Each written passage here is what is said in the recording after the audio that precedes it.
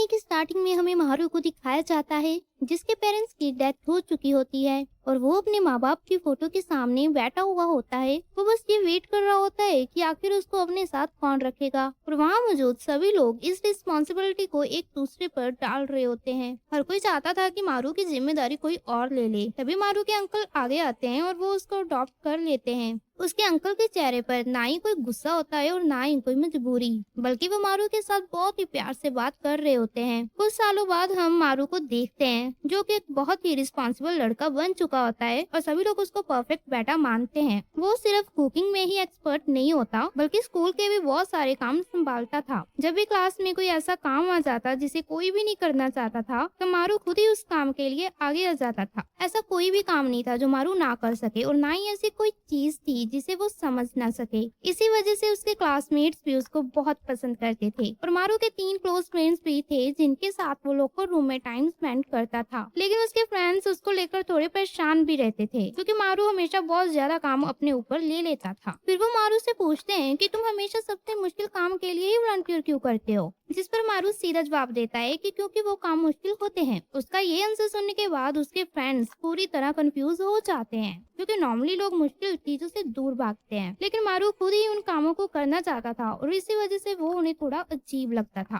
तभी स्क्वाश सभी को बताता है कि लेटली सिटी में वैम्पायर्स के रूमर्स बहुत ज्यादा फैल रहे हैं और कहा जा रहा है कि वो कई लोगों पर अटैक करके उनका खून पी रहे हैं। उसको बहुत एक्साइटमेंट के साथ ये स्टोरी सुना रहा होता है, लेकिन उसको ये पता नहीं चलता कि उसके फैंस उसको अजीब नजरों से देख रहे होते हैं। फिर उनमें से एक कहता है कि डॉक्टर ने तुम्हें सिर्फ आधी मेडिसिन लेने के लिए बोला था, लेकिन तुमने तो पूरी बॉटल ही पी ली, इसी वजह से तुम उल्टी सीधी बातें कर रहे हो ना। ये सुनने के बाद स्कुआ चुप हो जाता है। वो सोचता है कि वैसे भी ये सिर्फ एक रूमर है, इसलिए इस टॉपिक पर ज्यादा बात करने का कोई फायदा ही नहीं है क्योंकि उसके फैंस फिर से उसको पागल कहने लगेंगे। फिर उनमें से एक बताता है कि उसके पास कराओके का डिस्काउंट वाउचर है, इसलिए सभी लोग वहाँ जाने का प्लान बना रहे होते हैं, लेकिन मारू मना कर देता है क्योंकि कुछ दिन पहले ही उसने एक स्ट्रीट कैट को उठाया था और अब उसको घर जाके उस कैट को फूड देना था, वरना वो दुबली पतली सी कैट ठीक से खाना भी ना खा पाएगी। तो फिर मारू घर जाते ही बाहर से ही उस कैट को आवाज लगाता है, लेकिन अंदर से कोई भी रिप्लाई नहीं आता और उसको सिर्फ टीवी की आवाज सुनाई देती है। ये देखकर मारू सोचने लगता है कि क्या उसने गलती से टीवी चालू ही छोड़ दिया था। फिर वो घर के अंदर जाता है और टीवी के पास पहुंचते ही पूरी तरह शॉक हो जाता है क्योंकि उसके घर के अंदर एक अननोन लड़की नूडल्स खाते हुए टीवी देख रही होती है। मारू समझ नहीं पा रहा था कि आखिर ये लड़की उसके घर के अंदर आई कैसे,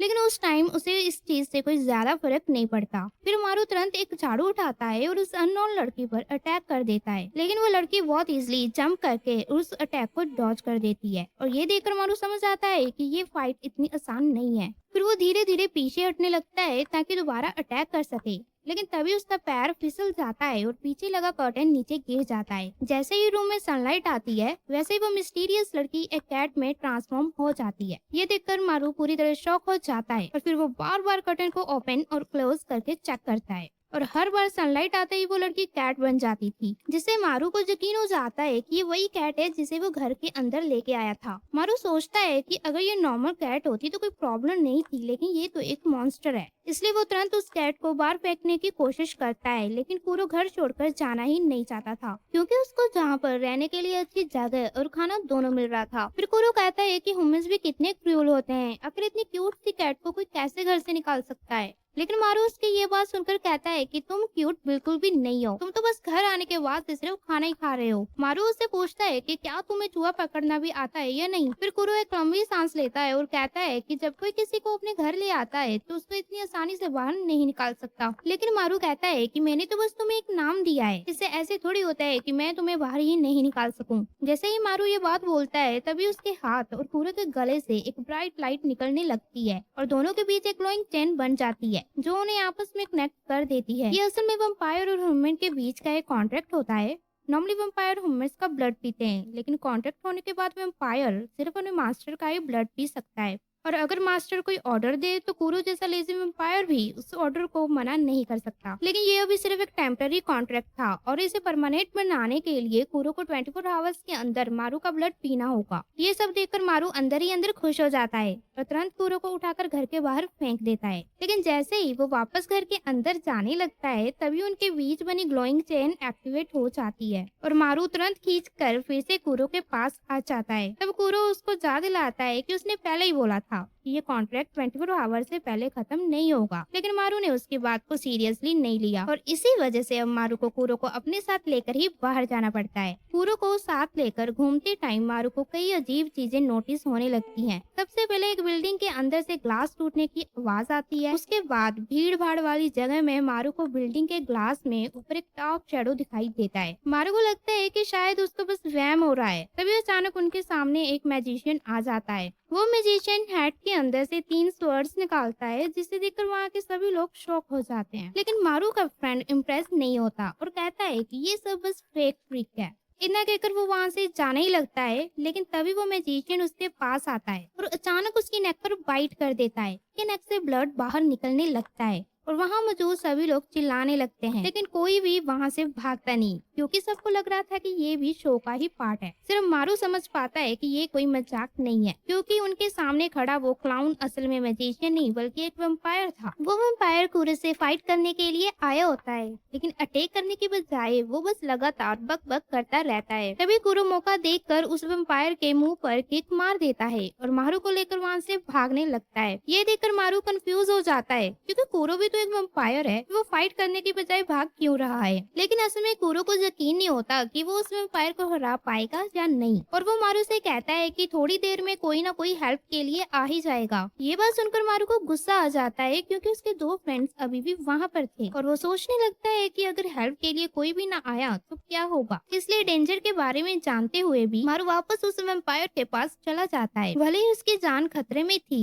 लेकिन फिर भी वो हिम्मत दिखाता है और सीधा उस वैम्पायर के सिर को पकड़ लेता है और दबाने लगता है। लेकिन मारू का अटैक उस वैम्पायर पर बिल्कुल भी इफेक्ट नहीं कर पाता, बल्कि वो वैम्पायर उल्टा स्वर्ड से मारू को मारने ही वाला होता है। तभी कूरो वहाँ पर आ जाता है। वो स्वर्ड को ब्लॉक कर देता है और मारू को लेकर दूर चला जाता है। फिर कूरो मारू को बताता है कि उसने कई सालों से ह्यूमन ब्लड नहीं पिया है और अब उसको लगने लगा है कि वो एक नॉर्मल कैट की तरह ही हो गया है। इसलिए वो मारू से कहता है कि हमें जान से भागना होगा वरना हम सब मारे जाएंगे। ये सुनकर मारू को अपने अंकल की बात याद आती है। जब उसके अंकल ने उसको अडॉप्ट किया था तब उन्होंने कहा था कि मुझे नहीं पता मैं तुम्हारी अच्छे से केयर कर पाऊंगा या नहीं, लेकिन हम दोनों मिलकर सब हैंडल कर लेंगे। तब मारू समझ जाता है कि कुछ चीजें ऐसी होती हैं जो इंसान अकेला नहीं कर सकता, उसके लिए किसी का साथ होना जरूरी होता है। और फिर बिना डरे मारू अपना हाथ कूरो के मुंह के अंदर डाल देता है। जैसे ही कूरो मारू के हाथ से ब्लड पीता है वैसे ही उनके बीच एक ब्लू कलर की ग्लोइंग चैन बन जाती है और उसी टाइम कूरो का पूरा ऑरा ही चेंज हो जाता है। उसकी लेजीनेस गायब हो जाती है और उसकी जगह एक डेंजरस और ब्लड थर्स्टी वैम्पायर सामने आ जाता है जो सिर्फ फाइट करना चाहता था। फिर मारू कूरो को ऑर्डर देता है कि सामने खड़े एनिमी को हरा दो। ये देखकर वो मैजिशियन वैम्पायर भी डर जाता है और उसको समझ आ जाता है कि अब ये फाइट बहुत डेंजरस होने वाली है। लेकिन उसने कभी सोचा भी नहीं था कि कूरो सिर्फ एक ही अटैक में उसको इतनी बुरी तरह हरा देगा। कूरो बस एक बार उसकी तरफ जंप करता है और उस वैम्पायर के स्टमक पर एक बड़ा स्लैश आ जाता है। वो अटैक इतना पावरफुल था कि उसके बाद वो वैम्पायर प्रॉपरली फाइट भी नहीं कर पाता। फिर कूरो उसके पास जाता है और उसको उठाकर उसका ब्लड पीने के लिए अपना मुंह खोल देता है, लेकिन लकीली मारू टाइम पर चैन को खींच लेता है और कूरो को रोक देता है क्योंकि एनिमी ऑलरेडी हार चुका था और अगर कूरो उसके बाद भी अटैक करता रहता तो वो सिर्फ एक ब्लड थर्स्टी मॉन्स्टर बनकर रह जाता। उसके बाद वो मैजिशियन वैम्पायर एक पपेट की तरह हो जाता है। वो मरा नहीं था, लेकिन उसको बहुत बुरी तरह चोट लगी होती है। फिर वो वैम्पायर मारू को बताता है कि वो तो बस एक छोटा सा आदमी है जिसे मैसेज देने के लिए भेजा गया था। असली डेंजरस इंसान का नाम सुब्बाकी होता है जो कि पूरी तरह पागल है क्योंकि उसके बारे में कोई भी नहीं जानता, इसलिए उसने अपने ही सिबलिंग्स, फैमिली और फ्रेंड्स को मार दिया और अब वो पूरी दुनिया को खत्म करना चाहता है। मतलब वो इतना ज्यादा डेंजरस था कि उसकी सोच का अंदाजा लगाना भी मुश्किल था। तभी मारू और कूरो के बीच बनी ग्लोइंग चैन गायब हो जाती है और दोनों थकान की वजह से वहीं पर बेहोश हो जाते हैं। जब मारू को होश आता है तब वो खुद को अपने रूम में पाता है।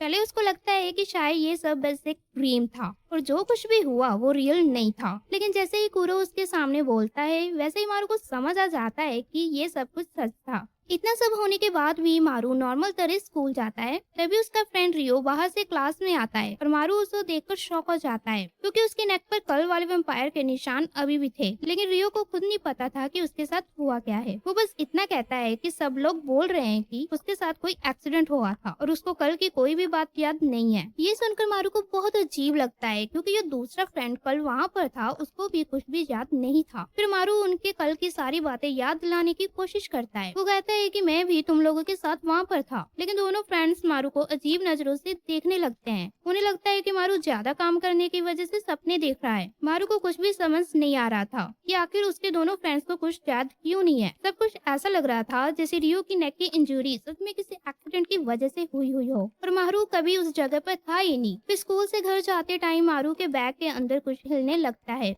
जब वो चेक करता है तब उसको पता चलता है कि अंदर कूरो और वो पपेट वैम्पायर छिपे हुए हैं और वो पपेट वैम्पायर ब्लड मांग रहा होता है, जैसे मारू उसको सच में ब्लड पिलाने वाला हो। जब मारू रोड पर चलते हुए उस पपेट से जोर जोर से बातें कर रहा होता है तब आसपास के लोग उसको अजीब नजरों से देख रहे होते हैं।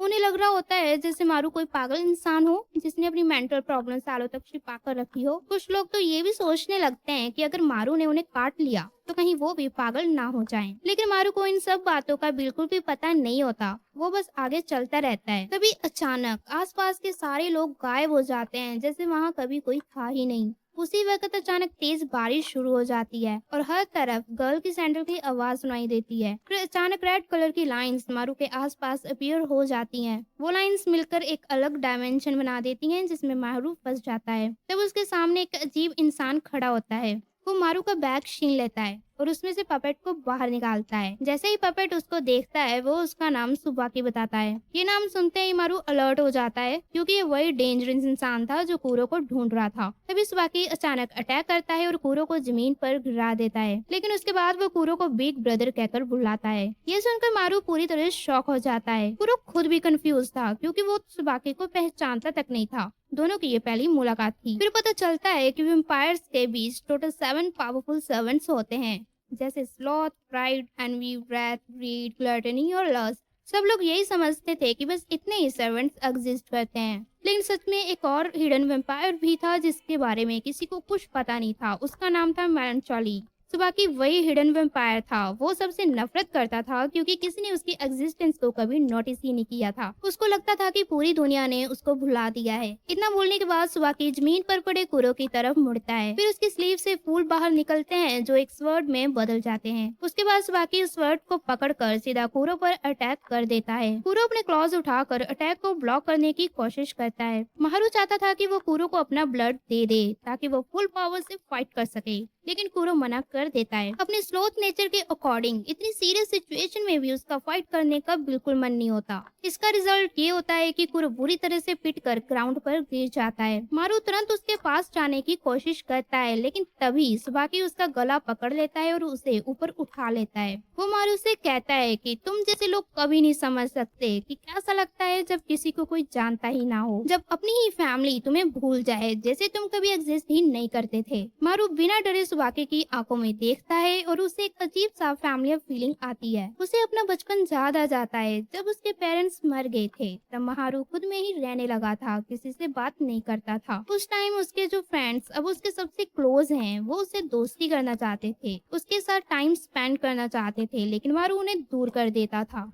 जब वो घर आता है तो उसके अंकल उसकी कंडीशन देखकर समझ जाते हैं कि कुछ गलत है। वो उससे समझाते हैं कि प्रॉब्लम से भागना नहीं चाहिए, उसका सामना करना चाहिए। वो पूछता है कि तुम अपने फ्रेंड्स के साथ क्यों नहीं रहना चाहते, क्या प्रॉब्लम है उनमें या तुम में। अब सुबाकी को देखते हुए मारू उसे वैसे ही देखता है जैसे उसके अंकल ने कभी उसे देखा था। दोनों की प्रॉब्लम सेम थी, दूसरे से कनेक्ट ना कर पाना। मारू ने इस प्रॉब्लम को ओवरकम कर लिया था, लेकिन सुबाकी ने इसे और बढ़ना दिया और इसी वजह से उसने सबको डिस्ट्रॉय करने का रास्ता चूज किया, वॉर स्टार्ट की और उसे ही अपना दुनिया से बात करने का तरीका बना लिया। सुबाकी के स्ट्रॉन्ग इरादे को देखकर कि वो सब कुछ डिस्ट्रॉय करना चाहता है, मारू भी डिसाइड कर लेता है कि वो उसे किसी भी हाल में रोकेगा। वो डिसाइड करता है कि वो सुबाकी का सामना सीधा करेगा। मारू को इतनी बोल्ड बात बोलते देख सुबाकी बस खड़ा रहकर देखने वाला नहीं होता। उसके फेस पर एक डेंजरस स्माइल आ जाती है। तभी बिना किसी वार्निंग के सुबाकी मारू पर अटैक कर देता है। नीचे पड़ा हीरो तुरंत रिएक्ट करता है, लेकिन वो टाइम पर वहाँ तक नहीं पहुँच पाता। जैसे इस वर्ड मारू के लगने वाली होती है, तभी एक ब्राइट लाइट अचानक फ्लैश होती है। जब सुबाकी वापस देखता है तो मारू और कुरो बिना कोई ट्रेस छोड़े गायब हो चुके होते हैं। सुबाकी इस बात पर गुस्सा नहीं होता, बल्कि उसने ऑलरेडी और भी प्लान्स बना रखे होते हैं जिससे वो बाद में एंजॉय कर सके। मारू और कुरो को बचाने वाला उसका छोटा सिबलिंग होता है जिसका नाम लस्ट होता है। आगे उनके पास दो लड़कियां आती हैं और वो बताती हैं कि लस्ट उन दोनों से मिलना चाहता है। अपने बड़े भाई स्लॉथ के ऑपोजिट लस्ट बहुत रिच होता है। उन्हें लेने के लिए जो कार आती है वो भी बहुत एक्सपेंसिव होती है। मारू सोचता है कि भाई बहन इतना अलग कैसे हो सकते हैं। जब वो आगे बढ़ते हैं तो उनके सामने मिसोनो होता है जो लस्ट का मास्टर है। उसका घर भी उतना ही बड़ा और ब्यूटीफुल होता है जितनी उसकी कार, इतना बड़ा कि अंदर इजिली कोई भी लॉस्ट हो सकता है। तभी एक बटरफ्लाई मिसोनो के सर पर बैठ जाती है और वो चिल्लाने लगता है कि यहाँ मत बैठो। उसकी बात सुनते ही एक आदमी सामने आता है जो अजीब कपड़े पहने होता है। उसे देखकर लग रहा होता है कि वो अलग टाइप का इंसान है। मिसोनो को अपना ही सरनेम पसंद नहीं आता और वो उसे डांटने लगता है। तभी लस्ट यानी लिली अपना नॉर्मल फॉर्म ले लेता है। फिर वो मारू और कुरो को अंदर ले जाता है। ये सब सीक्रेटली प्लान किया गया था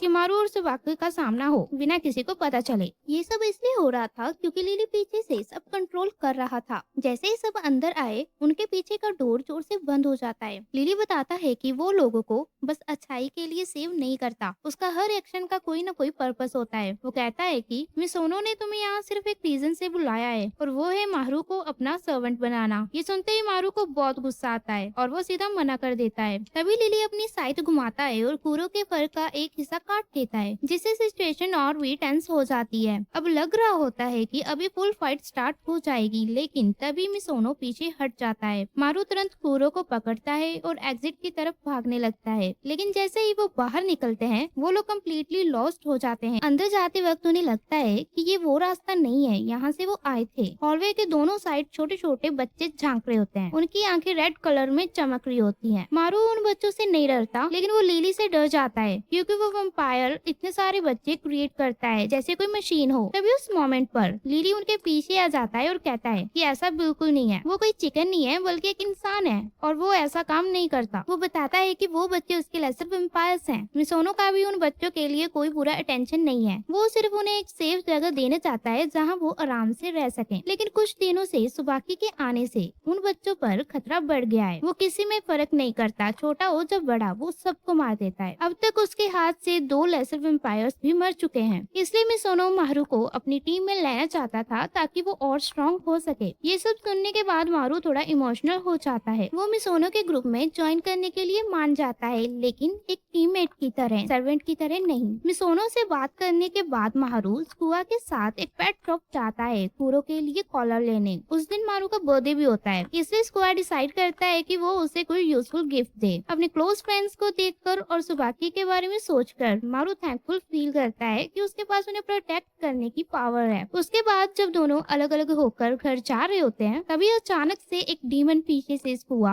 पर अटैक कर देता है। स्ट्रीट पर ब्लड गिर चुका होता है, ऐसा लग रहा होता है कि स्कुआ मर जाएगा और मारू अपना कंट्रोल खो देगा और अपनी पावर अनलेश कर देगा। ये किसी दूसरी एनिमे का सीन होता है, लेकिन इस स्टोरी में ऐसा नहीं होता। स्कुआ अपने अटैकर को घसीट कर एक नियर बाय रेस्टोरेंट में ले जाता है जहाँ सुबाकी और एक क्लाउन आराम से खाना खा रहे होते हैं। स्कुआ कोई नॉर्मल इंसान नहीं होता, वो सुबाकी का सब क्लास होता है और जिसने उस पर अटैक किया था वो भी एक वैम्पायर होता है। लेकिन वो किसका सब क्लास है और किसने उसे अटैक करने का ऑर्डर दिया ये अभी तक अननोन है। इधर मारू मिसोनो के घर वापस आता है ताकि वो सर्वेंट की पावर यूज करना सीख सके। उसे बताया जाता है कि सर्वेंट अपना एविल वेपन दे सकता है फाइट करने के लिए, क्योंकि कोई भी इंसान खाली हाथ से वैम्पायर को नहीं हरा सकता। इसलिए मिसोनो का पहला लेसन होता है मारू को कुरो का वेपन यूज करना सिखाना। मारू काफी देर तक ट्राई करता है लेकिन वो सही से नहीं कर पाता। तभी मिसोनो उसे कहता है कि अपनी आंखें बंद करो। मारू जैसे ही आंखें बंद करता है उसका माइंड एक अजीब सी जगह पर चला जाता है जो डार्क और थोड़ी स्केरी होती है। वहाँ एक कैट होती है जो बिल्कुल कुरो जैसी लगती है। ये कैट पावर को कंट्रोल करती है और वो जगह ऐसे डेकोरेट होती है जैसे मारू के लिए बर्थडे पार्टी सेट की गई हो। मारू आगे बढ़ता है और गिफ्ट के पास जाता है। उसका वेपन उन गिफ्ट के अंदर छिपा हुआ होता है। इतने सारे गिफ्ट्स में से कौन सा चूज करे ये समझना मुश्किल होता है। तभी वो कैट मारू से कहती है कि कोई भी एक गिफ्ट बॉक्स उठा लो और सोचो कि तुम फाइट करते टाइम क्या होल्ड करना चाहते हो। मारू ऐसा ही करता है और जैसे ही वो बॉक्स चूज करता है वो ब्राइट लाइट के साथ ओपन हो जाता है। जब लाइट गायब होती है तो मारू के हाथ में एक ब्रूम होता है। वापस रियल वर्ल्ड में आने के बाद मिसोनो भी ये देखकर शॉक हो जाता है। कोई वेपन के लिए ब्रूम कैसे चूज कर सकता है। शायद मारू सोच रहा था कि वो सब वैम्पायर्स का बॉस है और बस ब्रूम उठाते ही सब डर जाएंगे, लेकिन ये कोई नॉर्मल ब्रूम नहीं होता। ये हवा में उड़ सकता है और फ्रीली मूव भी कर सकता है। उसके बाद वो ब्रूम मारू के रिस्ट में ऑब्जर्व हो जाता है और वहाँ एक टैटू बन जाता है जो कभी मिटा नहीं सकते। तो वेपन मिल गया था, बस उसे समन करना सीखना बाकी था। मारू चिल्लाता है, जंप करता है और अलग अलग पोजेस ट्राई करता है जैसे कोई पागल हो, लेकिन टैटू बिल्कुल रिएक्ट नहीं करता। उसे समझ नहीं आता कि इसे कैसे यूज करना है जो समन करे ताकि वो एनिमी को इससे मार सके। तभी लिली उसे कहता है कि याद करो तुमने ये पावर क्यों ली थी। तुम्हें स्ट्रॉन्ग विल रखनी होगी वरना कुरो हमेशा लेजी ही रहेगा और यूजलेस बनेगा। मारू कुरो की तरफ देखता है और उससे हेल्प मांगना चाहता है, लेकिन कुरो ऐसा एक्ट करता है जैसे उसे कुछ पता ही नहीं। वो कहता है पहले तुम इसे समन करना सीखो फिर बात करना। एंड में जब मिसोनो सो जाता है क्योंकि उसका बेड टाइम हो जाता है, तब तक मारू वेपन समन करना नहीं सीख पाता, इसलिए वो वापस घर चला जाता है क्योंकि नेक्स्ट डे उसे स्कूल भी जाना होता है। अगली सुबह स्कूल में मारू को पता चलता है कि स्कुआ एब्सेंट है। ये बात उसे थोड़ी अजीब लगती है। वो सोचता है कि क्या उसके दोस्त के साथ कुछ गलत हुआ है। वो बिना बताए स्कूल कैसे मिस कर सकता है। उस दिन आफ्टरनून में मारू एक कन्वीनियंस स्टोर से खाना लेता है और स्कुआ के घर उसे चेक करने के लिए चला जाता है।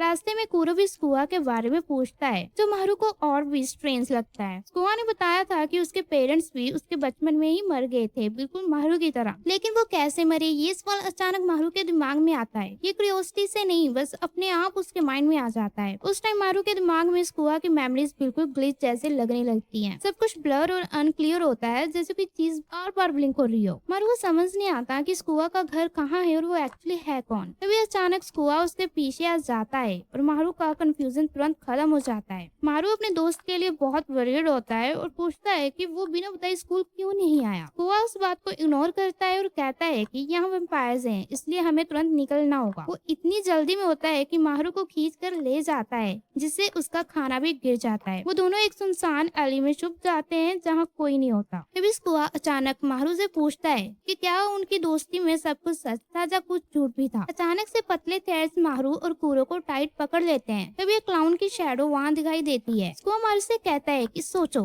अगर तुम्हारी पूरी लाइफ सिर्फ 5 मिनट पहले स्टार्ट हुई हो। सर ये था कि मारू के बचपन में कभी स्कुआ नाम का कोई दोस्त था ही नहीं। एक्चुअली उसको सिर्फ 2 ही दोस्त थे, रियो और कागुकी। सच ये था कि मारू के बचपन में कभी स्कुआ नाम का कोई दोस्त था ही नहीं। एक्चुअली उसके सिर्फ 2 ही दोस्त थे, रियो और कियोकी। इंसान अक्सर उन झूठ को सच मान लेते हैं जो उनके लिए इजी और फायदेमंद होते हैं। बस ये 2 कंडीशन हो तो वो झूठ को भी सच मान लेते हैं। स्कुआ ने इसी बात का यूज करके सबकी मेमोरीज और माइंड को कंट्रोल किया था। वो गुस्से में मारू से कहता है कि तुमने मुझे कुरो के बारे में कभी नहीं बताया। अगर बताया होता तो बात इतनी आगे नहीं बढ़ती। इतना कहने के बाद स्कुआ मारू पर अटैक कर देता है। कुरो तुरंत बीच में आ जाता है और अटैक खुद पर ले लेता है। वो सिर्फ स्कुआ का अटैक ही नहीं बल्कि मैजिशियन का भी स्ट्रॉन्ग अटैक सह लेता है। मारू समझ जाता है कि सिचुएशन बहुत सीरियस है और वो कुरो को अपना ब्लड देना चाहता है ताकि वो फाइट कर सके। लेकिन कुरो उसके दिमाग को समझ लेता है और उसे वार्न करता है कि अभी ये सब बिल्कुल यूजलेस होगा। सर्वेंट की पावर डायरेक्टली उसके ईव की विल और डिटर्मिनेशन पर डिपेंड करती है। और यहाँ मारू का माइंड पूरा कंफ्यूज था। उसे समझ नहीं आ रहा था कि अपने झूठ बोलने वाले दोस्त के साथ क्या करे। ना वो उसे मार पा रहा था और ना ही वहाँ से भाग पा रहा था। इसी वजह से कुरो फाइट ही नहीं कर पा रहा था। ऊपर स्कुआ बहुत गुस्से में था क्योंकि उसे लग रहा था कि उसके साथ ही धोखा हुआ है। जो खुद हमेशा झूठ बोलता था, उसका इतना रिएक्ट करना पूरा अजीब था। जैसे ही वो फिर से अटैक करने वाला होता है, तभी मिसोनो और लिली वहाँ आ जाते हैं। लिली मैजिशियन से फाइट करने लगता है। स्कुआ माहरू के डिसीजन का मजाक उड़ाता है कि वो उसका सामना सीधा कर रहा है। वो कहता है कितना बेवकूफ है, क्योंकि ईव के पास खुद की कोई पावर नहीं होती और फाइट में सबसे पहले वही टारगेट बनता है। फिर भी उसने अपने सर्वेंट को अपने पास से दूर भेज दिया। जब स्कुआ को लगता है कि अब उसके पास एडवांटेज है, तभी एक अनएक्सपेक्टेड चीज होती है। मैजिशियन अचानक मिसोनो और लिली के बीच में आ जाता है, लेकिन लिली उसे तुरंत कंट्रोल करके वहीं खत्म कर देता है। उसका अटैक बॉडी पर नहीं बल्कि उसके माइंड पर होता है। बाहर से क्लाउन बिल्कुल ठीक लग रहा होता है, लेकिन अंदर से उसका माइंड पूरी तरह डैमेज हो चुका होता है। स्कुआ को इससे कोई फर्क नहीं पड़ता, क्योंकि उसकी स्ट्रेंथ फाइट में नहीं बल्कि लोगों को कंट्रोल और मैनिपुलेट करने में होती है। वो मिसोनो से पूछता है कि तुम माहरू को बचाने क्यों आए? क्या पता माहरू ये सब कुछ कंट्रोल कर रहा हो और तुम दोनों को लड़ा रहा हो, और क्या पता अगर माहरू ना होता तो स्कुआ और मिसोनो अच्छे दोस्त बन जाते। उसके बाद एक डार्क स्पेल की तरह काम करने लगती है। धीरे धीरे मिसोनो का माइंड कंफ्यूज होने लगता है और लिली का कॉम्बैट मोड भी वीक हो जाता है। जब लिली मिसोनो को होश में लाने की कोशिश करता है, तभी क्लाउन अचानक उसकी एक टांग काट देता है। वो क्लाउन का रियल बॉडी भी नहीं होता,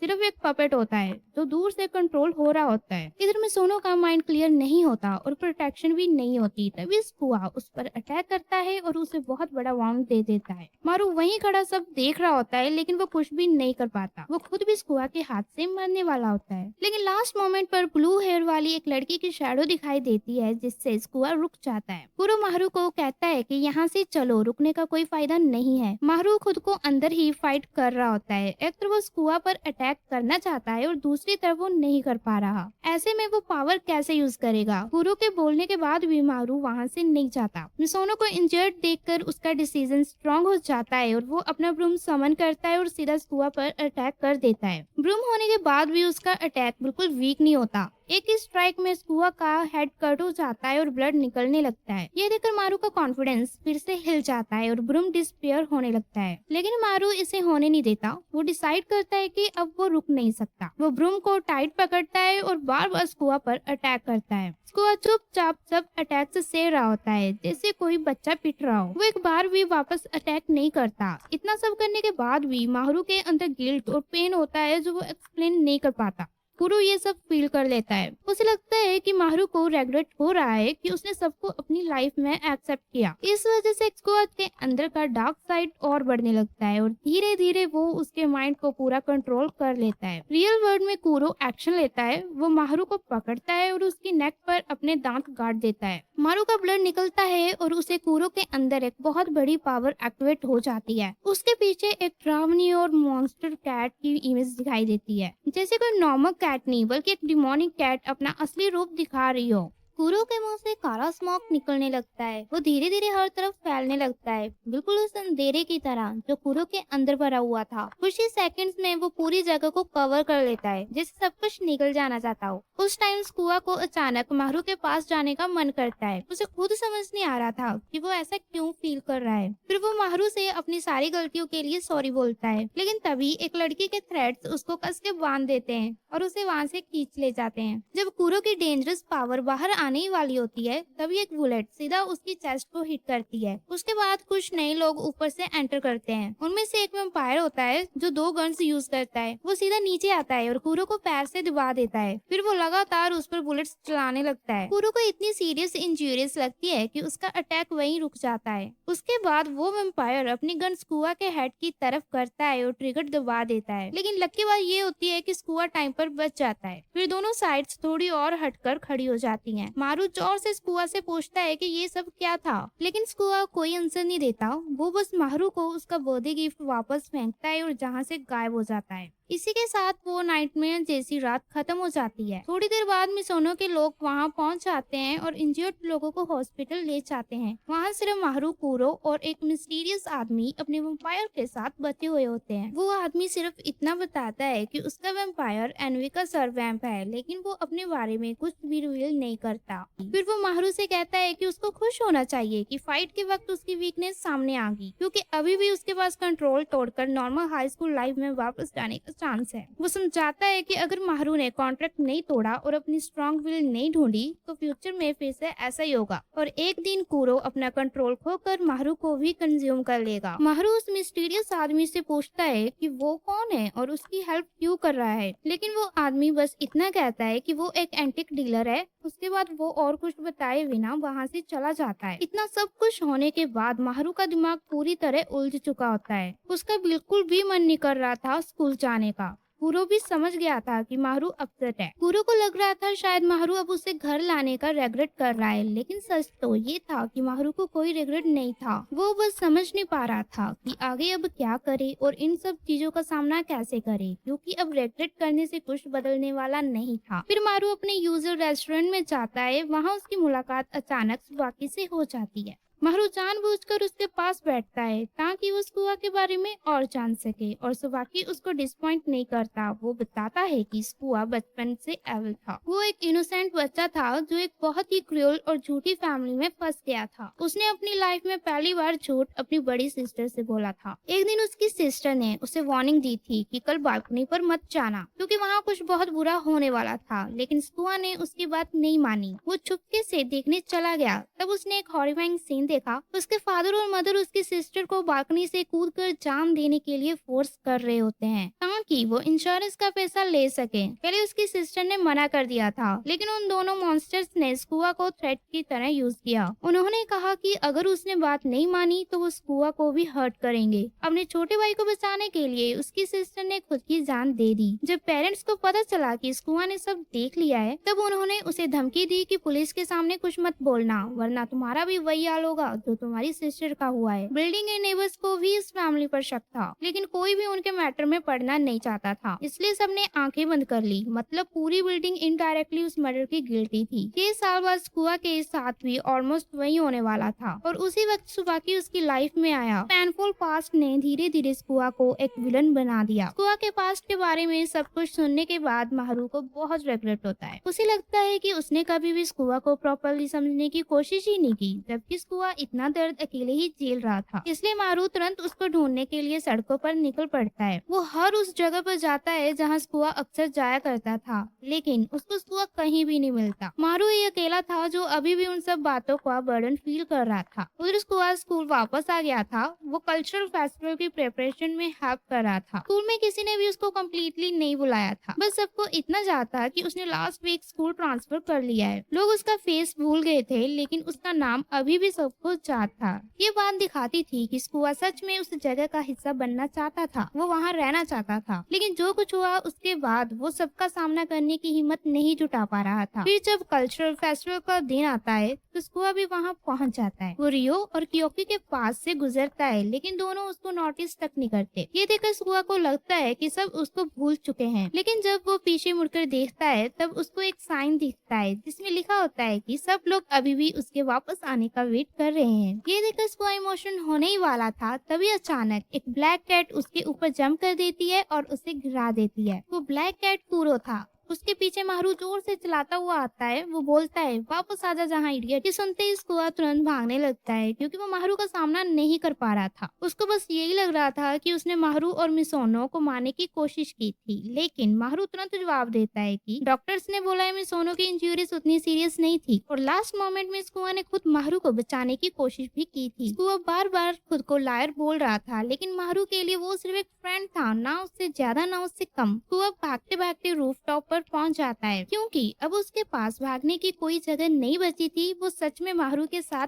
रहना चाहता था, लेकिन उसको लग रहा था कि वो उसके लायक नहीं है। इसी वजह से वो बिल्डिंग से नीचे जंप कर देता है। उसको पता था कि उसकी वैम्पायर पावर्स उसको मरने नहीं देगी, लेकिन माहरू को इस बात की बिल्कुल परवाह नहीं होती। वो तुरंत स्कुआ के पीछे बिल्डिंग से जंप कर देता है और उसका कॉलर पकड़ लेता है। उसके बाद माहरू अपनी ब्रूम को समन करता है और उसको उड़ने के लिए बोलता है। फिर ब्रूम दोनों को हवा में उठा लेती है, लेकिन थोड़े थोड़ी देर में उसका कंट्रोल बिगड़ जाता है और वो सीधा जंगल में क्रैश हो जाती है। वो शॉक हो जाता है, उसको यकीन ही नहीं होता कि जो ब्रूम अभी उसके हेड पर लगी थी वो सच में उड़ भी सकती है। माहरू के पास भी इसका कोई प्रॉपर आंसर नहीं होता। उसके हिसाब से एक ब्लैक कैट और ब्लैक ब्रूम बिल्कुल विच जैसी लगती है, तो उनका उड़ना इतना अजीब भी नहीं होना चाहिए। ये बात सुनकर स्कुआ जोर से हंसने लगता है, लेकिन उसकी हंसी के साथ उसकी आंखों में आंसू भी आ जाते हैं। फिर वो माहरू से कॉन्फेस करता है कि वो उसकी बहुत केयर करता है, चाहे वो सिर्फ 1 साल तक साथ रहे हों, लेकिन उसकी लाइफ का सबसे हैप्पी टाइम वही था। लेकिन स्कुआ माहरू के साथ नहीं रह सकता, क्योंकि जब वो अपनी लाइफ के सबसे बुरे टाइम में था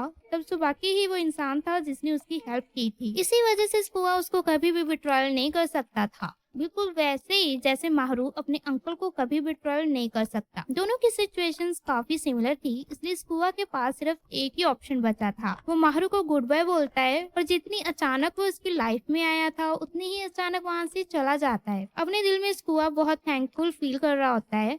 उसको खुशी थी कि उसने सिर्फ टाइम पास के लिए स्कूल ज्वाइन किया था, और इससे भी ज्यादा थैंकफुल वो इस बात के लिए था कि उस टाइम माहरू ने उसकी तरफ दोस्ती का हाथ बढ़ाया था। वो डिसाइड करता है कि वो इन यादों को हमेशा अपने दिल में रखेगा। माहरू के साथ थोड़ा टाइम स्पेंड करने के बाद स्कुआ वापस सुबाकी के पास लौट जाता है। उसके बाद वो चारों मिलकर एक गेम खेलते हैं। गेम का पनिशमेंट भी बहुत फनी था, जो हारेगा उसको अपनी पैंट उतार कर रोड पर भागना पड़ेगा। लेकिन इतने फनी गेम के बीच भी सुबाकी चुपचाप अपने डेंजरस प्लान्स बना रहा होता है। उसको इस बात पर बहुत प्राउड था कि इतना सब करने के बाद भी पुलिस उसको कभी पकड़ नहीं पाई, और उसके अकॉर्डिंग अभी तक जो हुआ था वो बस एक ओपनिंग एक्ट था। असली चाउस तो अभी बाकी था, क्योंकि अब लॉर्ड ऑफ हावक खुद पूरी तबाही मचाने वाला था। उधर माहरू की तरफ उसका first year of high school खत्म हो चुका था, समर वेकेशन भी स्टार्ट हो गई थी। अब माहरू बिना स्कूल की टेंशन लिए जितनी मर्जी ट्रेनिंग कर सकता था। स्कूल से निकलते टाइम वो अपने फ्रेंड्स को बाय बोलता है और घर की तरफ चला जाता है। रास्ते में उसको एक जापानीज फेस्टिवल दिखता है। ये वही जगह थी जहाँ बचपन में उसका अंकल उसे लेकर आता था। मारू सोचता है कि पहले घर जाता हूँ, फिर बाद में फेस्टिवल एंजॉय करूंगा। लेकिन जैसे ही कुरो फूड स्टॉल्स को देखता है वो तुरंत गायब हो जाता है और कुछ देर बाद स्नैक्स का पूरा माउंटेन लेकर वापस आता है। उस टाइम कुरो को देखकर लग रहा था कि उसके सामने तो भूखा गोश्त भी शरीफ लगे।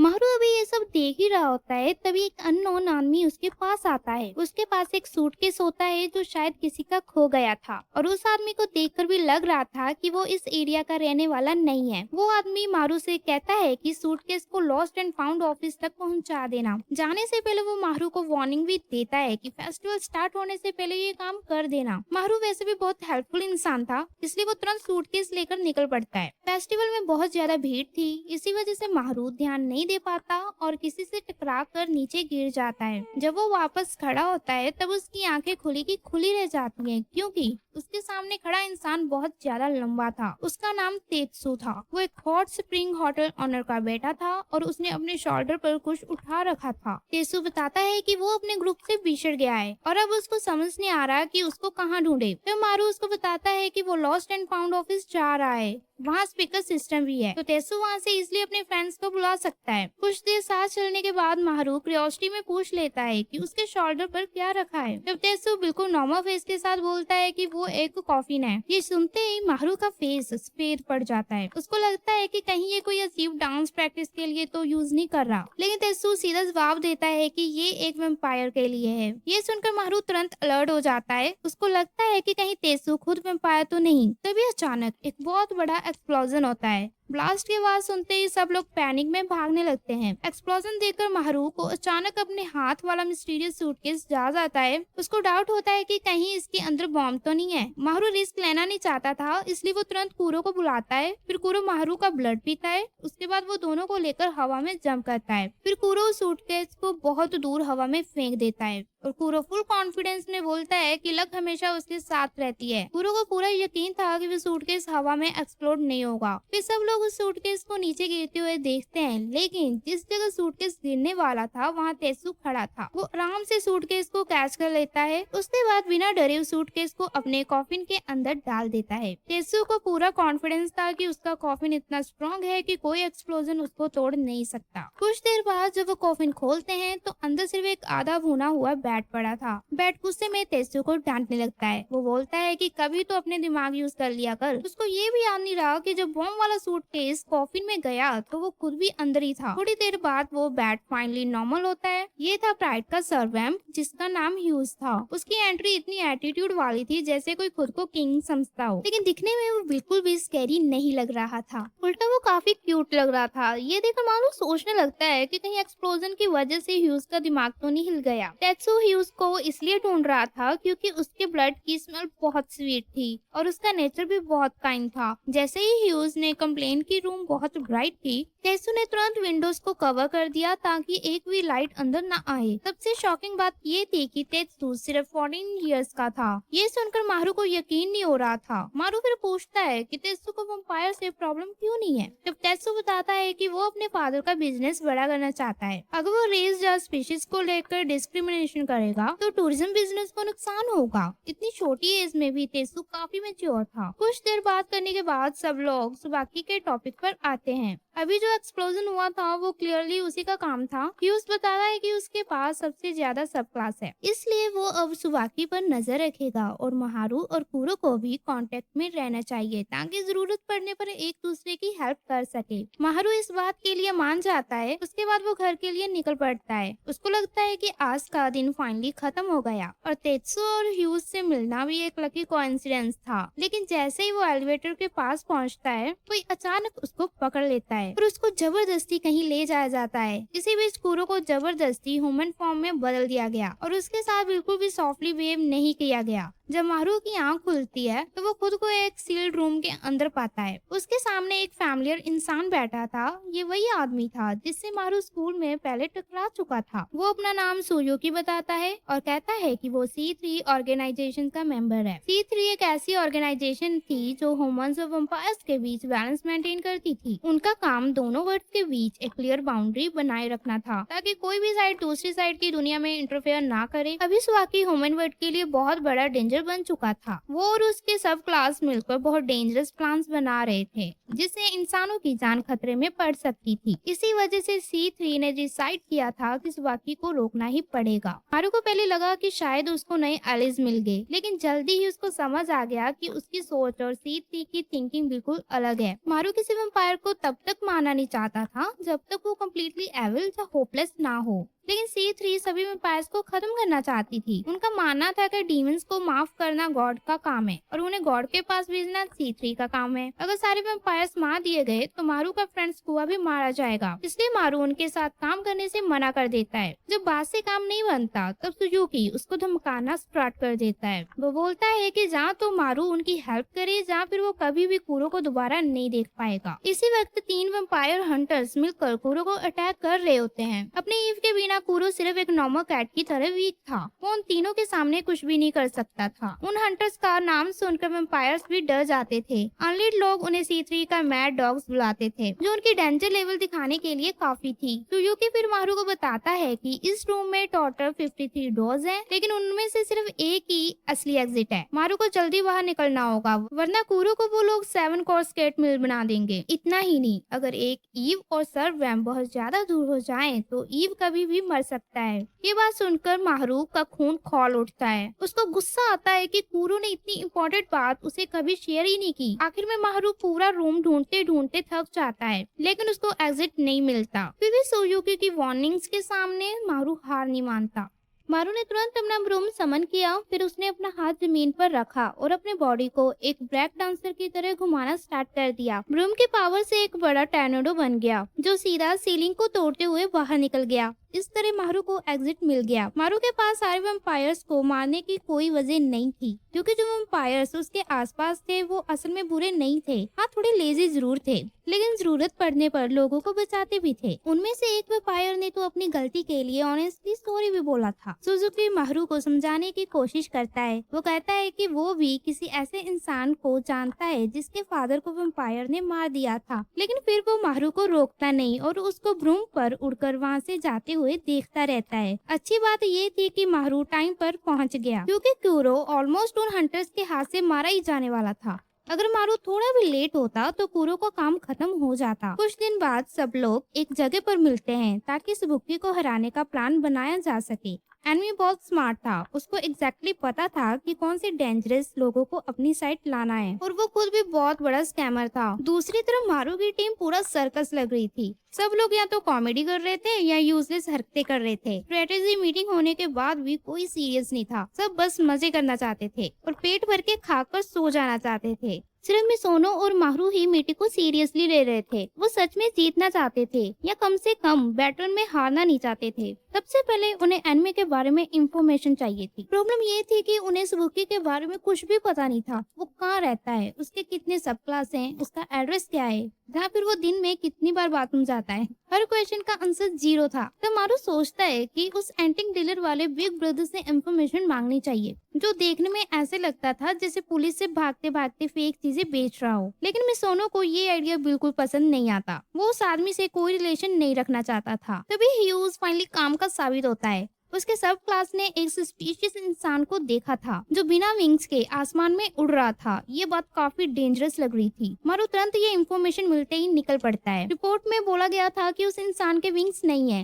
लेकिन सच में उसके पास विंग्स थे। बस प्रॉब्लम ये थी कि वो प्रॉपर्ली फ्लाई नहीं कर पा रहा था। उस आदमी के पास एक केस भी था जिसके अंदर एक हेजीहॉग बंद था। वो हेजीहॉग बिल्कुल किसी सर्वैम्प जैसा लग रहा था और हेल्प के लिए रो रहा था। कुरो को रात में सर्विलियंस के लिए बाहर जाना पड़ता है। ये काम उसको बिल्कुल पसंद नहीं था, लेकिन किसी न किसी को ये तो करना ही था। तेसु अभी सिर्फ 14 इयर्स का था और मिसुनो अभी रिसेंटली हॉस्पिटल से बाहर आया था, इसलिए माहरू ने खुद ही ये काम हैंडल किया। इन दोनों के बारे में सोचकर माहरू को रियलाइज होता है कि उनके अपने सर्वेंट के साथ बॉन्ड काफी स्ट्रॉन्ग है। वो अपने पार्टनर्स को अच्छे से समझते थे, लेकिन मारू और कुरो के बीच ऐसा कुछ नहीं था। कुरो ने कभी भी अपने बारे में प्रॉपरली कुछ शेयर नहीं किया। मारू बस इतना जानता था कि ये वैम्पायर पावरफुल भी है और बहुत लेजी भी। बस इतना इन्फॉर्मेशन थी। मारू एली के अंदर आगे बढ़ता रहता है, लेकिन तब उसको पता चलता है कि जिसका वो पीछा कर रहे थे उसने उनको पहले ही नोटिस कर लिया था। वो अजनबी आदमी एक म्यूजिकल इंस्ट्रूमेंट निकालता है, फिर आराम से बैठकर उसको बजाना स्टार्ट करता है। उस म्यूजिक की आवाज सुनते ही कुरो का पूरा बॉडी बहुत हैवी फील होने लगता है। कुरो तुरंत बोलता है कि ये इंसान एक डीमन है। उसके बाद वो आदमी कुरो पर अटैक कर देता है। उसकी हर किक सीधा लग रही। वो हवा में जंप करके भी उसका पीछा करता है। कुरो एक भी अटैक का प्रॉपरली जवाब नहीं दे पा रहा था। नीचे खड़ा मारू पहले थोड़ा शॉक हो जाता है, लेकिन फिर तुरंत रिएक्ट करता है। वो अपना ब्रूम समन करता है, फिर हवा में उड़कर कुरो को अपना ब्लड पीने देता है ताकि कुरो अपनी फुल पावर एक्टिवेट कर सके। अब एक लॉन्ग और डेंजरस फाइट स्टार्ट होने वाली थी। मारू उस आदमी से डिमांड करता है कि वो केस उन्हें दे दे, क्योंकि वो उसका नहीं है। लेकिन वो यंग मैन बिल्कुल भी टेंशन नहीं लेता। वो कैजुअली केस को मारू की तरफ फेंक देता है और बोलता है कि अगर चाहिए तो ले लो। मारू को लगता है कि उसने उससे हेजीहॉग को बचा लिया, लेकिन नेक्स्ट सेकंड वो हेजीहॉग ह्यूमन फॉर्म में ट्रांसफॉर्म हो जाता है और खुशी खुशी वापस उस जंग मैन के वापस चला जाता है। इससे क्लियर हो गया कि वो जबरदस्ती बंद नहीं था। मारू को तब समझ आता है कि उसने सिचुएशन को कम्प्लीटली गलत समझा था। उनके सामने खड़ा आदमी ग्रीड का सर्वेंट था, जिसे लॉलेस के नाम से जाना जाता था। उस यंग मैन का नाम लाइक था और वो लॉलेस का ईव था। ये सब जानकर मारू का दिमाग कुछ सेकंड के लिए हैंग हो जाता है। फिर वो जल्दी से उनको एक्सप्लेन करता है कि सिचुएशन बहुत सीरियस है।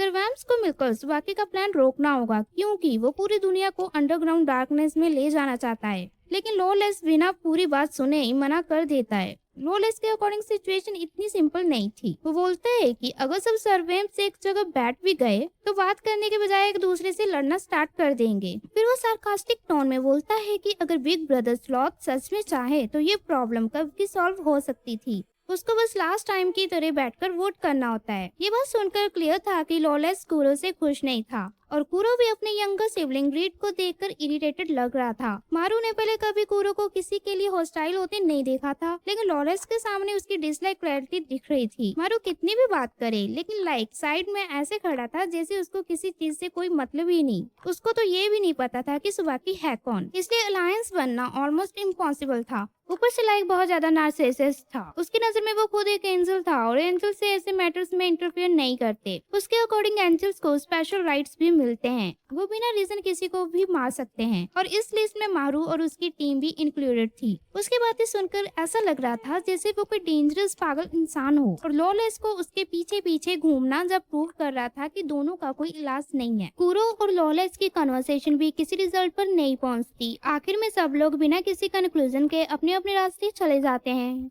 जैसे आज कुछ हुआ ही ना हो। मारू घर लौटकर ह्यूज को बताता है कि उसकी मुलाकात ग्रीड से हुई थी और जो म्यूजिशियन टीवी पर दिख रहा था वो एक्चुअली लॉलेस का ईव है। ये सुनते ही ह्यूज का एक्सप्रेशन तुरंत बदल जाता है। वो सीरियस टोन में बोलता है कि चाहे कुछ भी हो, उन्हें कभी भी लॉलेस के पास नहीं जाना चाहिए। ह्यूज ने वार्निंग दी कि लाइक भी ज्यादा टाइम तक जिंदा नहीं रहेगा। उसके अकॉर्डिंग लॉलेस एक बहुत क्रूअल और रॉटन सरवैम्प था। जब भी वो अपने किसी ईव से बोर हो जाता था तो वो उसको मार कर नया मास्टर ढूंढ लेता था। 8 सिबलिंग्स में सिर्फ वही एक ऐसा वेम्पायर था जो अपने ही ईव को किल करता था। इसलिए ह्यूज बोलता है कि उस पागल वेम्पायर से जितना दूर रहो उतना बेटर है। लेकिन मारू के पास उसको इग्नोर करने का ऑप्शन नहीं था, क्योंकि सुबाकी को रोकने के लिए सब एम्पायर्स की स्ट्रेंथ को एक करना बहुत जरूरी था। इस वजह से अगले शाम माहरू लाइक के कॉन्सर्ट भी पहुंच जाता है, लेकिन वहां जाकर पता चलता है कि पूरा कॉन्सर्ट प्राइवेट बुकिंग पर था। माहरू को ऑलमोस्ट बाहर ही रोक दिया जाता है। तभी एक आदमी वहां आता है। उसको लगता है कि माहरू लाइक की म्यूजिक का फैन है। वो बिना कुछ मांगे माहरू को अंदर ले जाता है। अंदर जाते टाइम माहरू को सुबाकी के सब क्लास आसपास घूमते दिखते हैं। ये देखकर उसको लगता है कि शायद वो लोग यहाँ मर्डर करने वाले हैं। ये सोचकर माहरू जल्दी से परफॉर्मेंस हॉल की तरफ भागता है, लेकिन अंदर पहुंचकर उसको पता चलता है कि मर्डर तो सच में हुआ था, पर वो सुबाकी के लोगों ने नहीं बल्कि लॉलेस ने किया था। उसने अकेले ही सुबाकी के सब क्लास को ऑलमोस्ट खत्म कर दिया था। सिर्फ कुछ लकी लोग ही बचकर भाग पाए। ये सब देखकर मारू शॉक हो जाता है। उसको समझ ही नहीं आता कि एक इंसान इतना पावरफुल कैसे हो सकता है। दूसरी तरफ लाइक बहुत गुस्से में था, क्योंकि लॉलेस ने उसके कॉन्सर्ट के बीच पूरा हंगामा कर दिया था। वो गुस्से में लॉलेस पर अटैक करने दौड़ता है, लेकिन नेक्स्ट सेकंड ही लॉलेस उसको किक मारकर दीवार में फेंक देता है। लाइक को समझने का मौका भी नहीं मिलता कि हुआ क्या। लॉलेस फिर मारू को बोरिंग बोलता है। उसको समझ नहीं आता कि मारू कितनी देर तक एलिस कलेक्ट करता रहेगा और बस आइडियल्स की बातें करता रहेगा। लॉलेस बोलता है कि अगर कुरो सीरियसली एक्शन लेता तो इतनी प्रॉब्लम होती ही नहीं। मारू भी जानता था कि ये बात कुछ हद तक सही है, लेकिन वो कुरो पर सब कुछ अकेला नहीं छोड़ सकता था। जैसे ही मारू अपनी बात खत्म करता है, लॉलेस उसके पास आता है और बस हल्का सा पूछ देता है, लेकिन उस एक धक्के से मारू दूर जाकर उड़ जाता है। अगर कुरो टाइम पर रिएक्ट नहीं करता तो मारू वहीं खत्म हो जाता। लॉलेस ने ये सब जानबूझकर किया था ताकि माहरू को समझ आ सके कि ह्यूमंस और वैम्पायर्स के बीच पावर का गैप कितना बड़ा है। उसके बाद लॉलेस अपनी पुरानी बात स्टार्ट करता है। बहुत साल पहले C3 ने 7 वैम्पायर सिबलिंग्स को एक लेटर भेजा था। उस लेटर में उसने कहा था कि वो किसी इम्पोर्टेंट इंसान को खत्म कर दे जो उन सब के लिए मैटर करता था। 7 सिबलिंग्स में से 3 लोग एग्री हुए और 3 लोग अपोज करने लगे, लेकिन लास्ट वोट स्लॉथ का था और कुरो ने वोट देने के बजाय सब कुछ इग्नोर कर दिया, क्योंकि वो बस पीस से रहना चाहता था। लगता था कि उस टाइम जो भी हुआ था उसके कॉन्सिक्वेंसेस बहुत डेंजरस थे, क्योंकि जैसे ही लॉलेस ने वो टॉपिक उठाया, कुरो के अंदर से वो स्कैरी किलिंग इंटेंट निकलने लगती हैं। मारू को हवा तक हैवी फील होने लगता है। उसको लगता है कि अगर एक भी गलत मूव हुआ तो सब खत्म हो जाएगा। कुरो गुस्से में लॉलेस पर अटैक कर देता है। नीचे खड़ा मारू समझ जाता है कि सिचुएशन कंट्रोल से बाहर जा रही है। वो तुरंत अपना ब्रूम समन करता है, लेकिन उसी टाइम लाइक बीच में आ जाता है। वो दोनों को अलग करता है और सीधा लॉलेस के फेस पर किक मार देता है। उसके बाद लाइक मारू का ब्रूम पकड़ लेता है, उसको यू शेप में मोड़ देता है और कुरो की तरफ फेंक देता है। वो ब्रूम जाकर कुरो को दीवार के साथ पिन कर देता है। लाइक बिल्कुल नहीं चाहता था कि उसके कॉन्सर्ट में कोई फाइट हो। फिर वो अपना म्यूजिकल इंस्ट्रूमेंट निकालता है और एक बहुत दुखी और पेनफुल मेलोडी बजाने स्टार्ट करता है। मारू पर उस म्यूजिक का ज्यादा इफेक्ट नहीं होता, लेकिन कुरो और लॉलेस दोनों बुरी तरह अफेक्ट हो जाते हैं। उनकी आंखों में डर क्लियरली दिख रहा था, जैसे वो किसी बहुत टेरिबल मेमोरी को दोबारा फील कर रहे हो। लॉलेस हमेशा लाइक को ये सॉन्ग बजाने से रोकता था, इसलिए वो गुस्से में उस पर अटैक करने दौड़ पड़ता है, लेकिन लाइक भी सीधा उसका सामना करने जंप करता है। तभी अचानक एक लॉन्ग हेयर वाला आदमी अंदर आता है। उसके साथ एक बहुत बड़ा क्रिएचर भी था। वो तुरंत उस क्रिएचर को ऑर्डर देता है कि दोनों को रोक दो। वो बड़ा क्रिएचर दोनों को सर से पकड़ लेता है और उनके हेड्स को आपस में जोर से टकरा देता है। इसी के साथ उनकी डेंजरस फाइट तुरंत रुक जाती है। लॉलेस समझ गया था कि उस लॉन्ग हेयर वाले आदमी के सामने वो ज्यादा हंगामा नहीं कर सकता, इसलिए वो अपना अटेंशन उस वैम्पायर की तरफ ले जाता है जो पहले वाली फाइट में मुश्किल से बच पाया था। मारू तुरंत उसको रोक देता है। वो बोलता है कि उस वैम्पायर ने ऑलरेडी फाइट करने की हिम्मत छोड़ दी है, तो फिर उसको मारने की क्या जरूरत है। लॉलेस कंप्लेन करता है कि मारू बहुत ज्यादा बोलता है। लेकिन इस बार मारू सही था, इसलिए लॉलेस उस बात को वहीं छोड़कर चला जाता है। उस लॉन्ग हेयर वाले आदमी का नाम फ्रेंड्स था। वो लाइक का मैनेजर था और एक नॉर्मल ह्यूमन था। उसके साथ जो बड़ा क्रिएचर था वो एक्चुअली लॉलेस का सब क्लास निकला। मारू फिर उसको सुबाकी वाली सिचुएशन एक्सप्लेन करता है। सब कुछ सुनने के बाद क्रांट्स अलायंस के लिए रेडी हो जाता है। क्रांट्स की परमिशन मिलना मतलब आधा काम कंप्लीट हो गया था। मारू लीला को भी अपने ग्रुप के पास ले आता है। फिर बाकी का सब क्लास था। मिसोनो को बहुत टेंशन हो रही थी क्योंकि मारू अकेला लॉलेस के पास गया था। लॉलेस नेचुरली एक बैटल हंग्री किलर था। अगर क्रांट्स टाइम पर नहीं आता तो पता नहीं वो मारू के साथ क्या करता। अच्छी बात यह थी कि मारू सेफली वापस आ गया और साथ में एक इम्पोर्टेंट प्रिजनर भी ले आया था। सबको लगा कि अगर लीला से इंफॉर्मेशन निकाली जाए तो सुबाकी के बारे में बहुत कुछ पता चल सकता है। लेकिन जैसे ही सब लोग इंटेरोगेशन स्टार्ट करने वाले होते हैं, कुरो अचानक वहाँ से चला जाता है। मारू कितना भी बुलाता है लेकिन कुरो उसके बाद इग्नोर करता रहता है। मारू उसके पीछे बाहर चला जाता है। बाहर जाकर मारू नोटिस करता है कि कुरो की आईज बिल्कुल नॉर्मल नहीं लग रही। उसकी यूजुअल लेजी फीलिंग गायब थी। उसकी जगह एक डेंजरस और मर्डरस ग्लेयर आ गया था। मारू समझ गया था कि लॉलेस ने जो पुरानी बात बोली थी वो कोई छोटी बात नहीं थी। उसने कुरो के माइंड पर बहुत डीप स्कार शॉट दिया था। मारू पहले वेट करना चाहता था ताकि कुरो खुद रेडी होकर सब बताए, लेकिन अब सिचुएशन बहुत सीरियस थी। जैसे ही मारू कुछ पूछने के लिए मुंह खोलता है, कुरो का किलिंग इंटेंट वे से एक्सप्लोड हो जाता है। वो डार्क कोरा धीरे धीरे मारू की तरफ बढ़ने लगता है। ऐसा लग रहा था जैसे वो सब कुछ निगल लेना चाहता हो। लेकिन लास्ट सेकंड पर मारू जोर से कुरो को आवाज देता है और उसकी वजह से कुरो होश में वापस आ जाता है। कुरो फिर से कैट फॉर्म में आ जाता है और धीरे धीरे चलकर मारू के पास आता है। उसके बाद दोनों घर की तरफ वापस निकल जाते हैं। थोड़ा टाइम मिलने पर मारू लीला से प्रॉपरली बात करता है। सबने डिसाइड किया कि लीला को अपने पास ही रखेंगे ताकि सुबाकी अपने कॉमरेड को बचाने जरूर आए। स्कुआ की बातों के बेसिस पर मारू को पूरा यकीन था कि सुबाकी डेफिनेटली एक्शन लेगा। मारू लीला को काम रहने के लिए बोलता है। वो प्रॉमिस करता है कि चाहे सब लोग कितनी भी स्कैरी बातें करें लेकिन कोई भी उसको हर्ट नहीं करेगा। मारू की बात सुनकर लीला थोड़ा रिलैक्स हो जाता है। फिर वो एक डेंजरस इंफॉर्मेशन रिवील करता है। सुबाकी के अंडर एक वो डेंजरस आदमी काम करता था जिसका नाम हिगान था। सुबाकी के बाद ऑर्गेनाइजेशन में वही सबसे डेंजरस माना जाता था।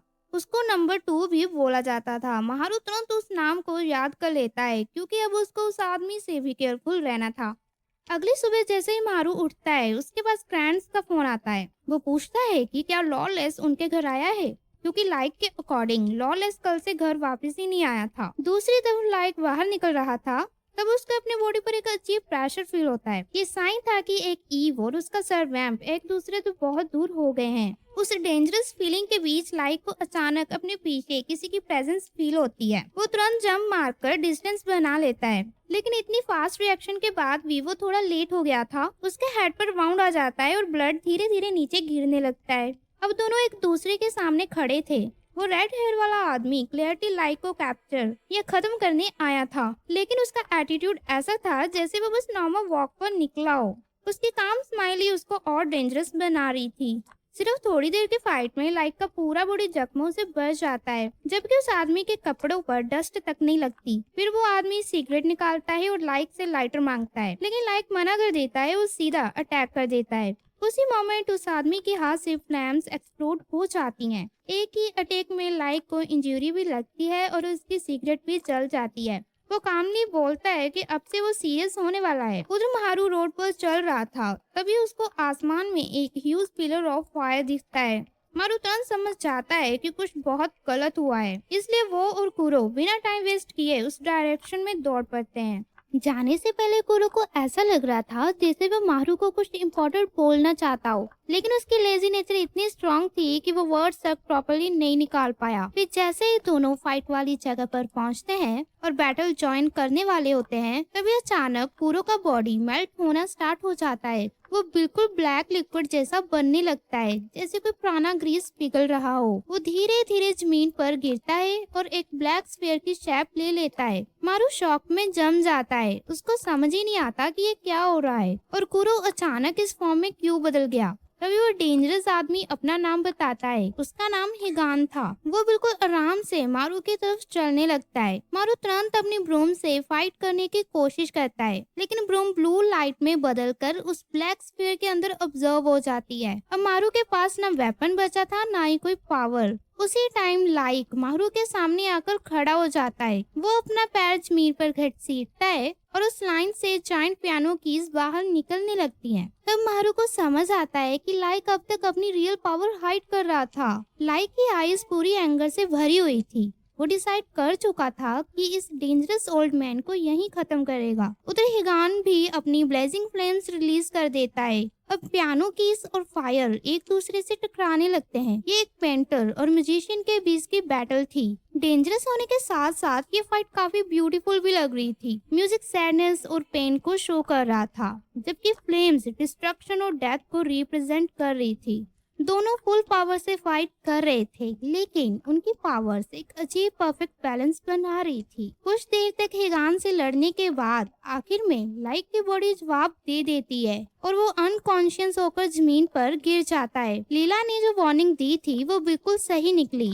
हिगान सच में मॉन्स्टर लेवल का पावरफुल इंसान था। पूरी फाइट के दौरान मारू का बॉडी फियर से फ्रीज रहा। वो एक स्टेप भी मूव नहीं कर पाया, लेकिन जैसे ही हिगान लाइक को कैप्चर करता है तब मारू को होश आता है। वो तुरंत उसकी तरफ दौड़ता है, लेकिन नेचुरली वो कुछ भी नहीं कर पाता। हिगान इजीली उसको भी रोक देता है और मारू बस हेल्पलेस होकर सब देखता रह जाता है। थोड़ी देर बाद मिसोनो और तेत्सु भी वहां पहुंच जाते हैं। कुरो को उस ब्लैक स्फीयर के अंदर देखकर दोनों शॉक हो जाते हैं। सिचुएशन ऑलरेडी बहुत बुरी थी, लेकिन उनको एक छोटी सी लकी चीज भी मिल गई। मिसोनो को एक फोन मिला था जिस पर क्लाउन शेप का कीचेन लगा हुआ था। सबको लगा कि ये फोन सुबाकी के ग्रुप के किसी मेंबर का होगा। जैसे ही सब लोग उसके बारे में सोच ही रहे थे, तभी अचानक सुबाकी का कॉल आ जाता है। वो अपना फोन वापस मांग रहा था। मिसोनो भी अपनी आइडेंटिटी हाइड नहीं करता। वो डायरेक्टली बोल देता है कि फोन अब उसके पास है और शायद ये सुबाकी के लिए काफी इम्पोर्टेंट भी था। उसके बाद मिसोनो एक डील ऑफर करता है। वो बोलता है कि अगर सुबाकी लाइक और लॉलेस को रिलीज कर दे तो बदले में वो फोन और कैप्चर सरप्लस वापस दे देंगे। सुबाकी उस डील को डायरेक्टली एक्सेप्ट नहीं करता, लेकिन मना भी नहीं करता, क्योंकि देखा जाए तो डील उसके लिए प्रॉफिटेबल नहीं लग रही थी। इसी वजह से कोई भी उसके रियल इंटेंशन समझ नहीं पा रहा था।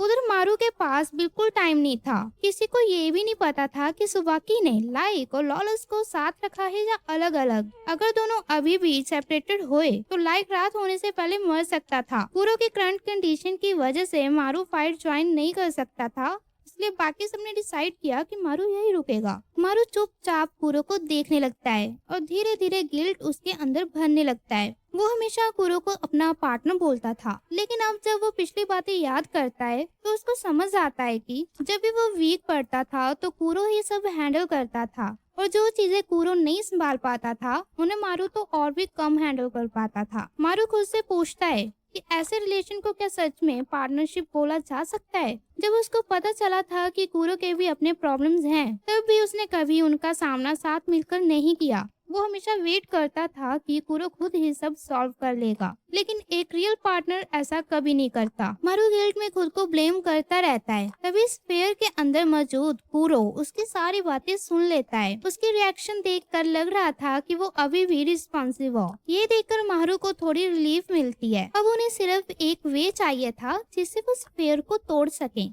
मारू तुरंत ये बात सबको बताता है, लेकिन कुरो की वॉइस और रिएक्शन सिर्फ मारू ही देख और सुन पा रहा था। बाकी किसी को कुछ भी फील नहीं हो रहा था। सबको लगा कि अगर कुरो अंदर स्टेबल है तो स्पेयर तोड़ने के बाद सब नॉर्मल हो सकता है, लेकिन ये बात सुनते ही कुरो का फेस सडनली पेल पड़ जाता है। मारू को वक्त पर रुकते देखकर कुरो अंदर ही अंदर थोड़ा रिलीफ फील करता है, लेकिन तभी मारू बोल देता है कि शायद स्पेयर को तोड़ने के लिए उसको खुद ट्राई करना चाहिए। बेस्ट रिजल्ट तभी मिल सकता है। ये बोलकर मारू एक सांप उठाता है और फुल फोर्स से स्पेयर को काटने लगता है। वो पुश और पुल दोनों करता है। इतनी मेहनत करता है कि उसकी सांस तक फूल जाती है, लेकिन इतना सब करने के बाद भी स्पेयर पर एक स्क्रैच तक नहीं आता। वो ग्लास जैसा दिख रहा था, लेकिन एक्चुअली बहुत ज्यादा हार्ड था। तभी क्रैंस वहाँ पर आ जाता है। लाइक के कैप्चर होने की बात सुनकर वो शॉक में आ जाता है और लॉलेस भी सेम सिचुएशन में था। अब बैटल अनअवॉइडेबल हो चुकी थी। सब लोग मिलकर उस वाक्य के अगेंस्ट स्ट्रेटेजी बनाने लगते हैं। मारू उसको बनाना चिप्स बेचने वाला पागल आदमी बोलता है। फाइट की बात आए तो क्रैंक्स के साथ जो क्रिएचर रहता था वो काफी पावरफुल था। ये वही क्रिएचर था जिसने पहले लाइक और लॉलेस के हेड्स ट्रैकर उन्हें कंट्रोल किया था,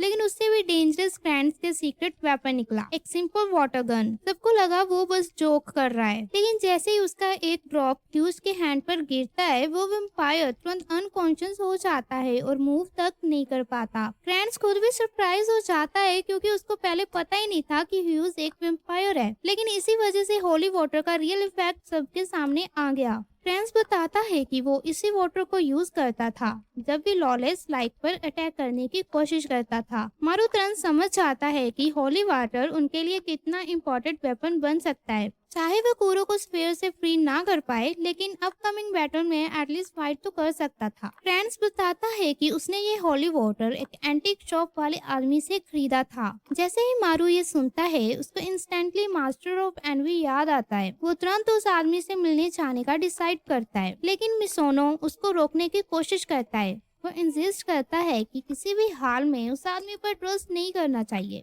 तब लिली बीच में आकर मिसोनो को काम करता है क्योंकि अब उनके पास और कोई ऑप्शन बचा ही नहीं था। इसलिए महारू उस शॉप के एड्रेस पर पहुंच जाता है, लेकिन शॉप के अंदर एंटर करने से पहले ही एक अजीब सा आदमी बाहर निकलता है। उसके हाथ में एक हेडलेस डॉल थी और दूसरे हाथ में अननोन केमिकल्स वाली बॉटल। वो पागल इंसान की तरह हंसते हुए बाहर आ रहा था। वो अजीब आदमी बोल रहा था कि वो उस डॉल को केमिकल्स में उबालने वाला है। उसको लग रहा था कि ये एक जीनियस आइडिया है। मारू उसकी बातें सुनकर उसको बिल्कुल इडियट की तरह देखने लगता है। उधर वो आदमी भी मारू को वियर्ड नजरों से देखकर पूछता है कि तुम कौन हो। मारू उसके साथ अंदर चला जाता है और अपना इंट्रोडक्शन देता है। उस आदमी का नाम जॉन था। उसकी मेमोरी बहुत ही खराब थी। वो सामने खड़े इंसान का नाम भी तुरंत भूल जाता था। उसको बस इतना याद था कि मारू स्लॉथ का मास्टर है, लेकिन उसको कंफर्म करने के लिए भी उसको अपने नोट्स चेक करने पड़े। जॉन वेम्पायर्स की रिसर्च में स्पेशलिस्ट था, इसलिए कूरो के बारे में सुनकर वो बहुत एक्साइटेड हो जाता है। उसी टाइम माहरू जिससे मिलने आया था वो भी वहाँ आ जाता है। उसका नाम मिकोनी था। वो जॉन को फॉरहेड पर मारने वाला था क्योंकि जॉन ने उस डॉल के हेड काट दिया था जो मिकोनी को पसंद थी, लेकिन जैसे ही उसकी नजर माहरू पर पड़ती है वो तुरंत रुक जाता है। माहरू को सबसे बड़ा शॉक तब लगता है जब उसको पता चलता है कि मिकोनी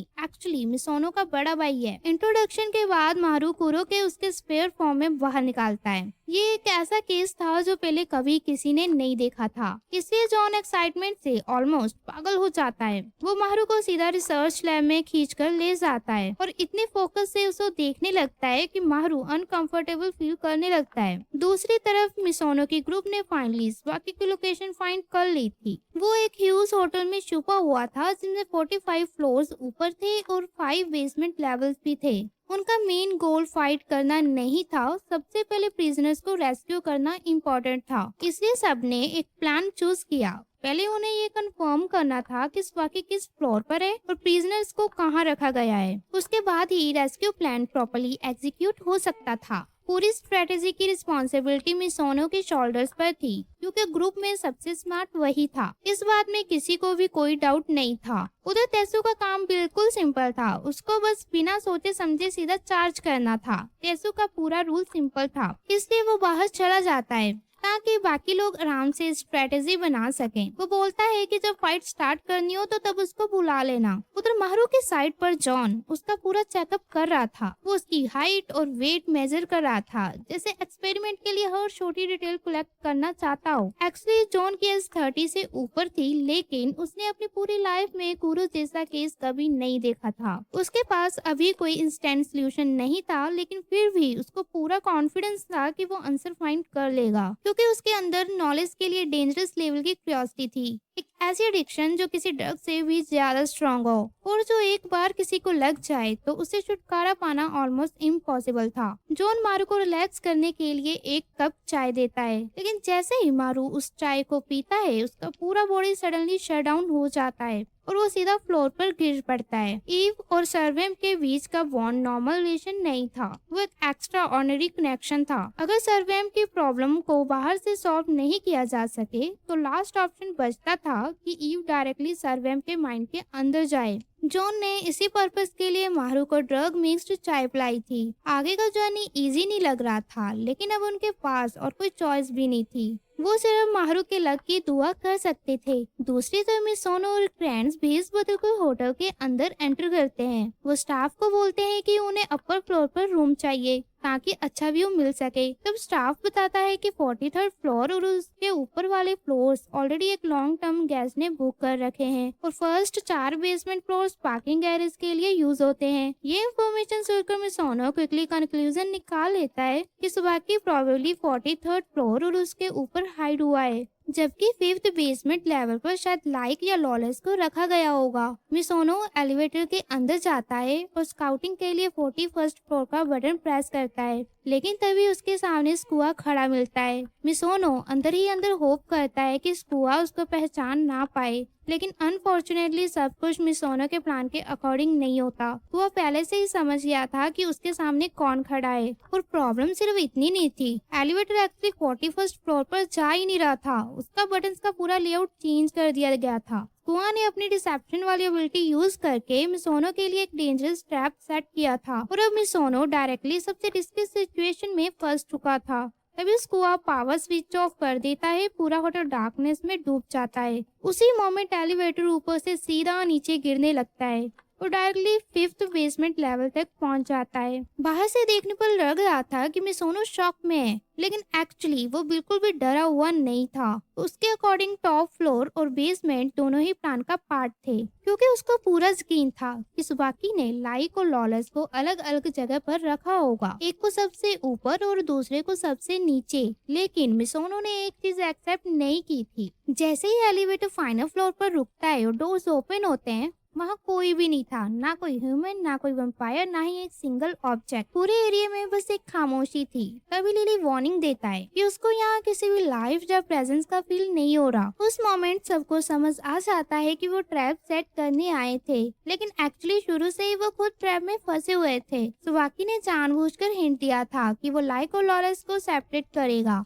लेकिन उसका रियल गोल कुछ और था। वो ग्रुप का अटेंशन डिवाइड करना चाहता था। उसने ह्यूज और तेसु को अकेला ऊपर भेजने का प्लान बनाया था, जहां ऑलरेडी कम से कम 3 सब क्लास वेट कर रहे थे और उनमें हिगान भी शामिल था। ये फाइट अब बहुत डेंजरस होने वाली थी, क्योंकि दोनों साइड्स में से कोई भी इजी जाने वाला नहीं था। तभी स्कुआ अपना चैन सा बाहर निकालता है और उसको देखकर क्लियर था कि वो नॉर्मल वेपन बिल्कुल नहीं था। उस चैनसा का ब्लेड नॉर्मल सा से काफी गुना तेज घूम रहा था और उसमें से एक क्रीपी ब्लू लाइट बाहर निकल रही थी। जैसे स्कुआ अटैक करता है, मिसोनो थोड़ा पैनिक हो जाता है, क्योंकि उनका ओरिजिनल प्लान कुछ और था। प्लान के अकॉर्डिंग उन्हें सुबाकी को अकेला बाहर पकड़ना था। उसके बाद 5 स्पिरिट पेल फैमिलियर्स उसका वेट करते। वो सब मिलकर सुबाकी को जितना पॉसिबल हो उतना डिले करते। उनका गोल सुबाकी को हराना नहीं था, बस इतना टाइम बाय करना था ताकि मिसानो की टीम प्रिजनर्स को सेफली रेस्क्यू कर सके। लेकिन अब सिचुएशन कम्प्लीटली कंट्रोल से बाहर जा चुकी थी। वो 5 व्हेल्स ऑलरेडी पूरी तरह प्रेशर में आ गए थे।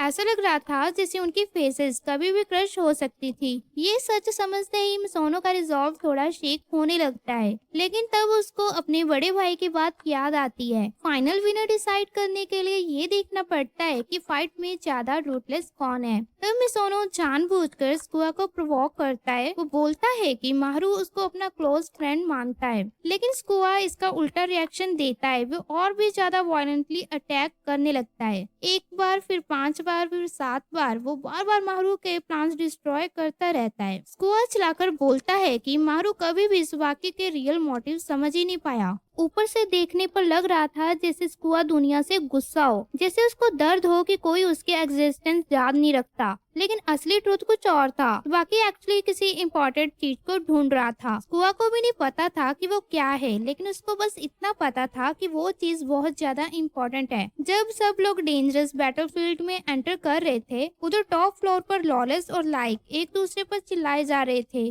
ग्रीड का सर्वेंट होने के बाद भी लॉलेस बिल्कुल ग्रीडी नहीं था।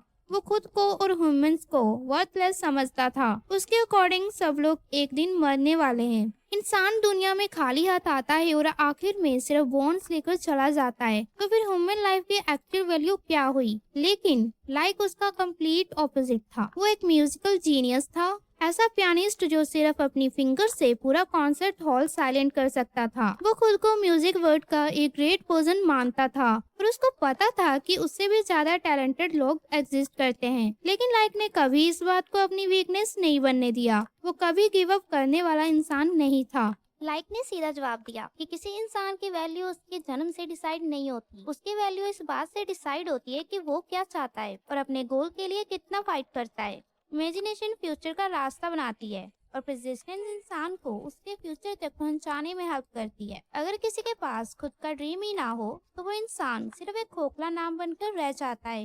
ये बात सुनकर लॉलेस कम्प्लीटली फ्रस्ट्रेटेड हो जाता है, लेकिन लाइक भी अब कंट्रोल में नहीं था। वो अपनी चेन्स तोड़ देता है, एक वॉल को किक मारकर डिस्ट्रॉय करता है और सीधा उस एनोइंग हेजहॉग के फेस पर अटैक कर देता है। उधर दूसरी तरफ माहरू फाइनली कुरो के इनर वर्ल्ड में एंटर कर चुका था।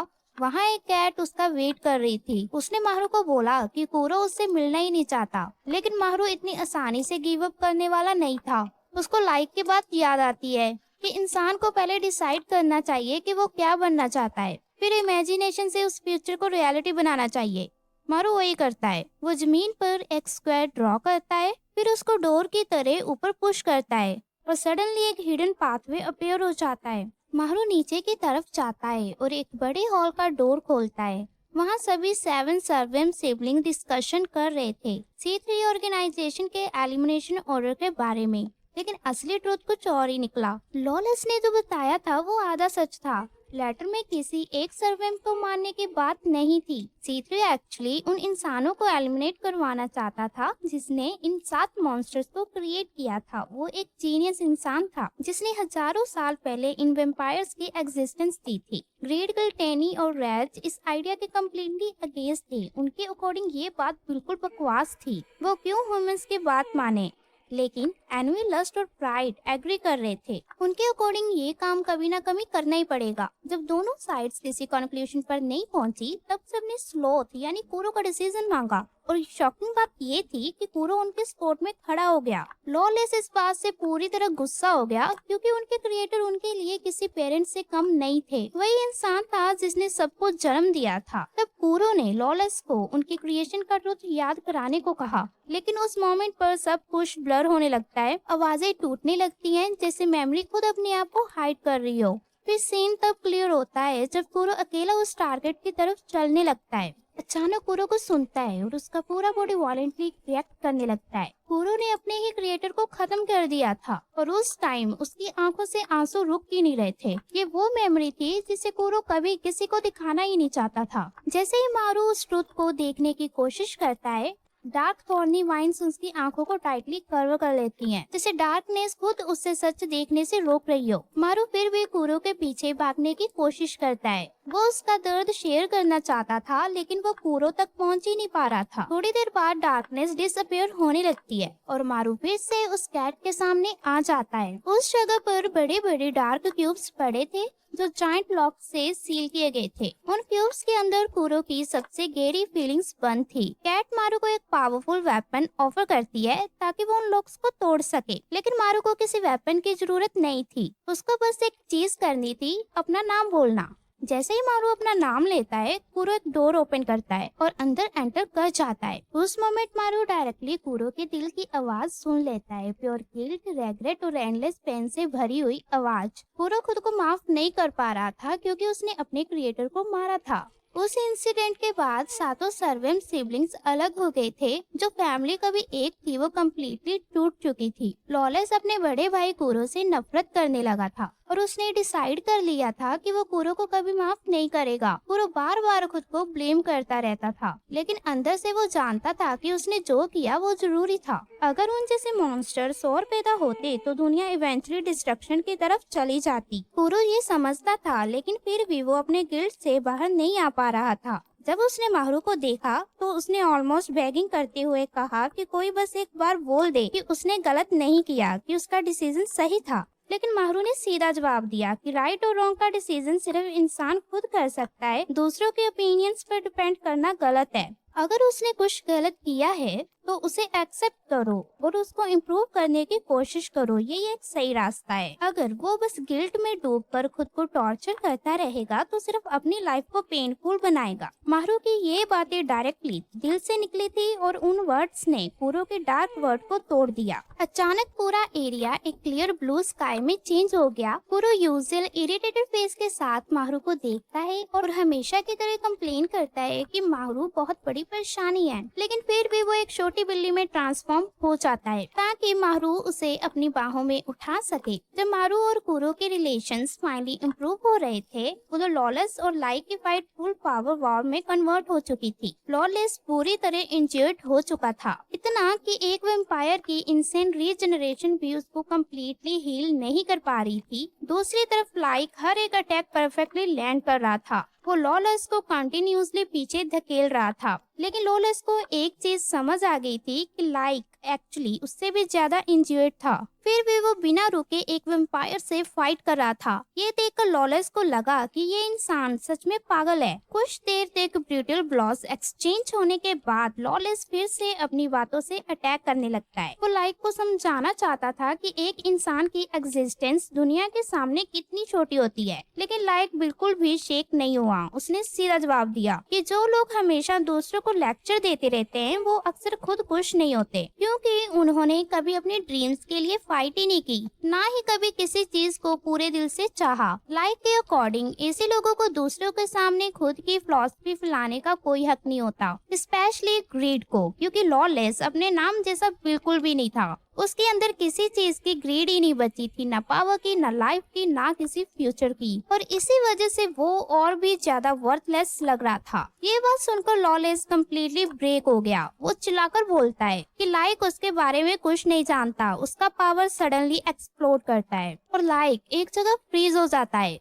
तब लॉलेस अपना पेनफुल पास्ट याद करता है। कभी उसके पास भी एक ऐसी चीज थी जिसे वो दुनिया में सबसे ज्यादा चाहता था, लेकिन उसको बचाने की उसकी सारी कोशिशें यूजलेस साबित हुई। लॉलेस एक प्रिंसेस का सर्वेंट था। वो दोनों एक किंगडम में साथ में रहते थे और सच में काफी खुश भी थे। लॉलेस अपनी प्रिंसेस को इतनी सिंसियरिटी से प्रोटेक्ट करता था जितना शायद उसके दूसरे सिबलिंग्स भी अपने ईव्स को नहीं करते थे। उस प्रिंसेस का नाम ऑली था। वो एक बहुत काइंड और अच्छी लड़की थी जो अपनी किंगडम के लोगों से दिल से प्यार करती थी। हर रोज जब वो नए फैमिलीज को खुश देखती तो उसके चेहरे पर स्माइल आ जाती थी, लेकिन हैप्पीनेस हमेशा ज्यादा देर तक नहीं टिकती।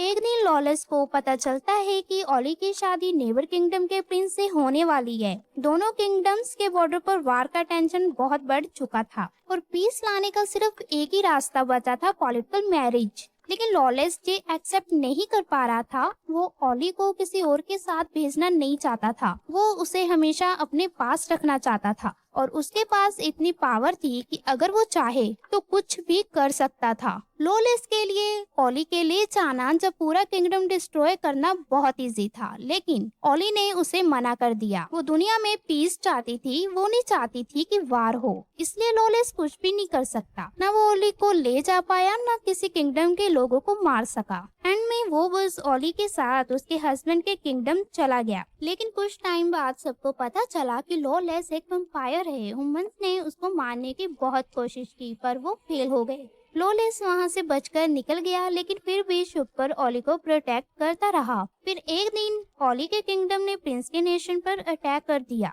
तब सच पता चला कि प्रिंसेस को भेजना सिर्फ एक ट्रैप था। दूसरे किंगडम ने रिवेंज में ऑली को एग्जीक्यूट करने का डिसीजन लिया। लॉलेस उसको बचाने आया। वो उसे वहाँ से ले जाना चाहता था, लेकिन ऑली ने मना कर दिया। उसने कहा कि अगर वो भाग गई तो और भी बड़ी वार शुरू हो जाएगी और बहुत लोग मरेंगे। ऑली को लगता था कि वर्ल्ड पीस की उसकी विश भी एक तरह की ग्रीड है, इसलिए वो लॉलेस के लिए परफेक्ट मैच थी। लॉलेस उसको मना नहीं कर पाया। एक टाइम पर उसने सोचा कि पूरा किंगडम ही खत्म कर दें, लेकिन ऑली ने उसे रोक दिया। उसने कहा कि उसको एग्जीक्यूज बनाकर अपने आइडियल्स में छोड़ो।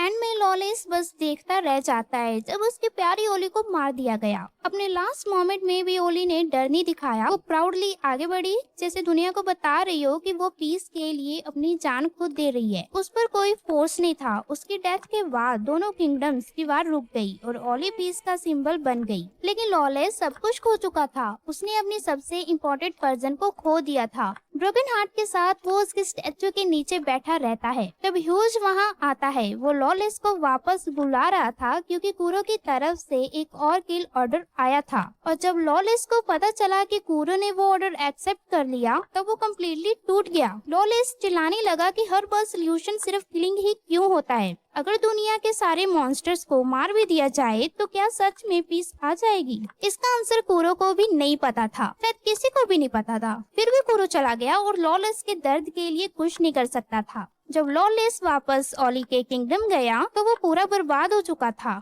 ओली के स्टैचू का सिर तक टूट चुका था। जिन दो नेशंस को ओली ने पीस से जोड़ने की कोशिश की थी, वो दोनों किसी और बड़े किंगडम के कंट्रोल में आ चुके थे। लॉलेस के अंदर का दर्द और बढ़ गया। पुराने बाउंड्स अब और गहरे हो चुके थे। 3 इम्पोर्टेंट लोगों को खोने के बाद उसका दिल कम्प्लीटली टूट गया था। उसके बाद लॉलेस बाहर से हमेशा स्माइल करता था। वो प्लेफुल और केयर फ्री एक्ट करता था, लेकिन अंदर से वो एंडलेस सैडनेस में जी रहा था। लॉलेस की स्टोरी सुनने के बाद भी लाइक का फाइटिंग स्पिरिट कम नहीं हुआ। उसने बस पियानो बजाना स्टार्ट कर दिया था। वो म्यूजिक सुनकर लॉलेस अनकंफर्टेबल फील करने लगा। उसको सैड म्यूजिक पसंद नहीं था, स्पेशली जब इतना टैलेंटेड इंसान उसे प्ले कर रहा हो। लेकिन असल में म्यूजिक सैड नहीं था, सैडनेस खुद लिसनर के अंदर थी। लॉलेस का अपना हार्ट इतना दुख से भरा हुआ था कि नॉर्मल इमोशनल म्यूजिक भी उसको पेनफुल लग रहा था। ये समझते ही लॉलेस अपने पास्ट के बारे में सोचने लगा। उसने सोचा, अगर उस दिन उसने और स्ट्रांगली फाइट किया होता, अगर वो ओली को जबरदस्ती ले गया होता,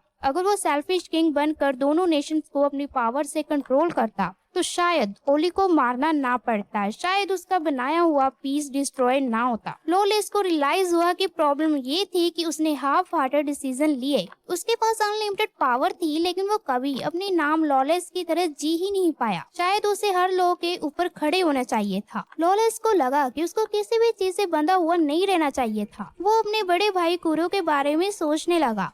इतनी सारी चीजों के बाद कुरो क्या फील कर रहा था, वो सच में ये समझना चाहता था। वही म्यूजिक अभी भी चल रहा था जो पहले उसको सैड लग रहा था, लेकिन अब लॉलेस बदल चुका था। अब वो सिर्फ फेट को कर्स करने वाला इंसान नहीं था, ना ही वो खुद को और दूसरी लीव्स को वर्थलेस समझ रहा था। उसकी बॉडी और सोल दोनों फ्री हो चुके थे। जैसे ही दोनों वॉल तोड़कर बाहर आए, हिगान पहले से उनका वेट कर रहा था।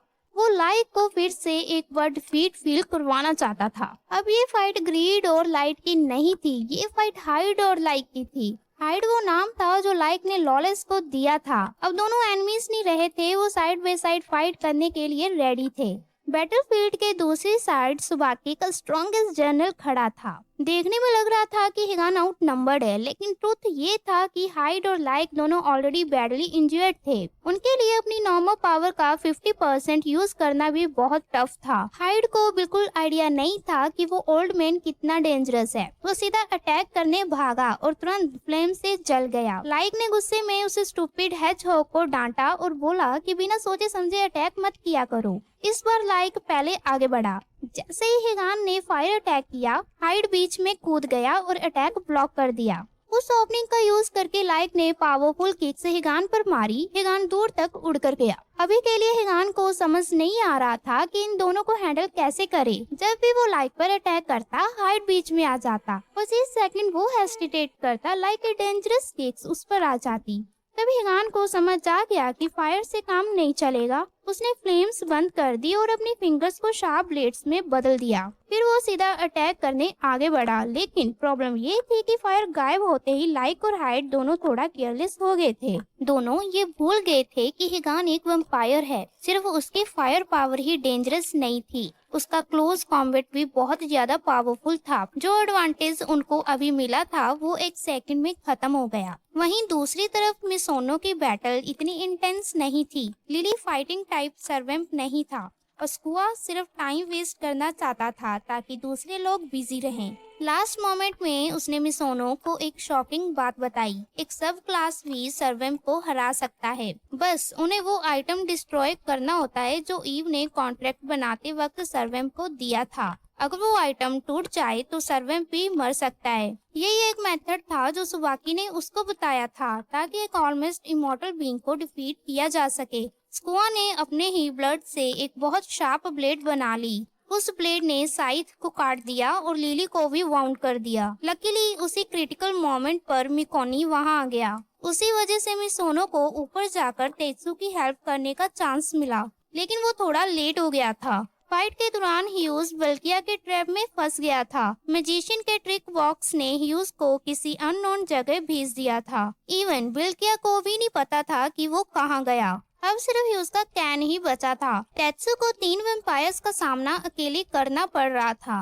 वो बस उनको रोकने की कोशिश कर रहा था जब तक मिसोनो कोई प्लान ना सोच ले। सारी इंफॉर्मेशन को देखने के बाद मिसोनो ने डिसाइड किया कि ह्यूज डेंजर में नहीं है। ऊपर लॉलेस और लाइक प्रोबेबली हिगान से फाइट कर रहे थे। ओवरऑल सिचुएशन सबके लिए बहुत बुरी थी। मिसोनो रीट्रीट बोलने ही वाला था कि अचानक सुबाकी के सब क्लास ने बाहर की तरफ देखकर शॉक एक्सप्रेशन दिया। वहाँ एक बहुत बड़ा ब्लैक लाइन खड़ा था। उस लाइन के सर पर मारू बैठा हुआ था। अगले ही सेकंड लाइन ने ग्लास तोड़ दिया और कूरो में ट्रांसफॉर्म हो गया। दोनों सीधा अंदर आ गए। स्लोथ का मॉन्स्टर फॉर्म देखकर सब क्लास ने फाइट बैक करने की कोशिश की। उसको लगा शायद अभी भी होप है, लेकिन एक ही सेकंड में सबको दबा दिया गया। क्लाउन और उसका पार्टनर भी वहीं खत्म हो गए। मारू और कुरो ने उनके बॉडीज में बहुत सारे शार्प स्टैक्स घुसा दिए। उन्हें इतना डेंजरस वाउंड्स मिले कि उनके पास फाइट करने की बिल्कुल स्ट्रेंथ नहीं बची। ऊपर वाली फ्लोर पर लाइक और हाइड बुरी तरह जमीन पर गिर चुके थे।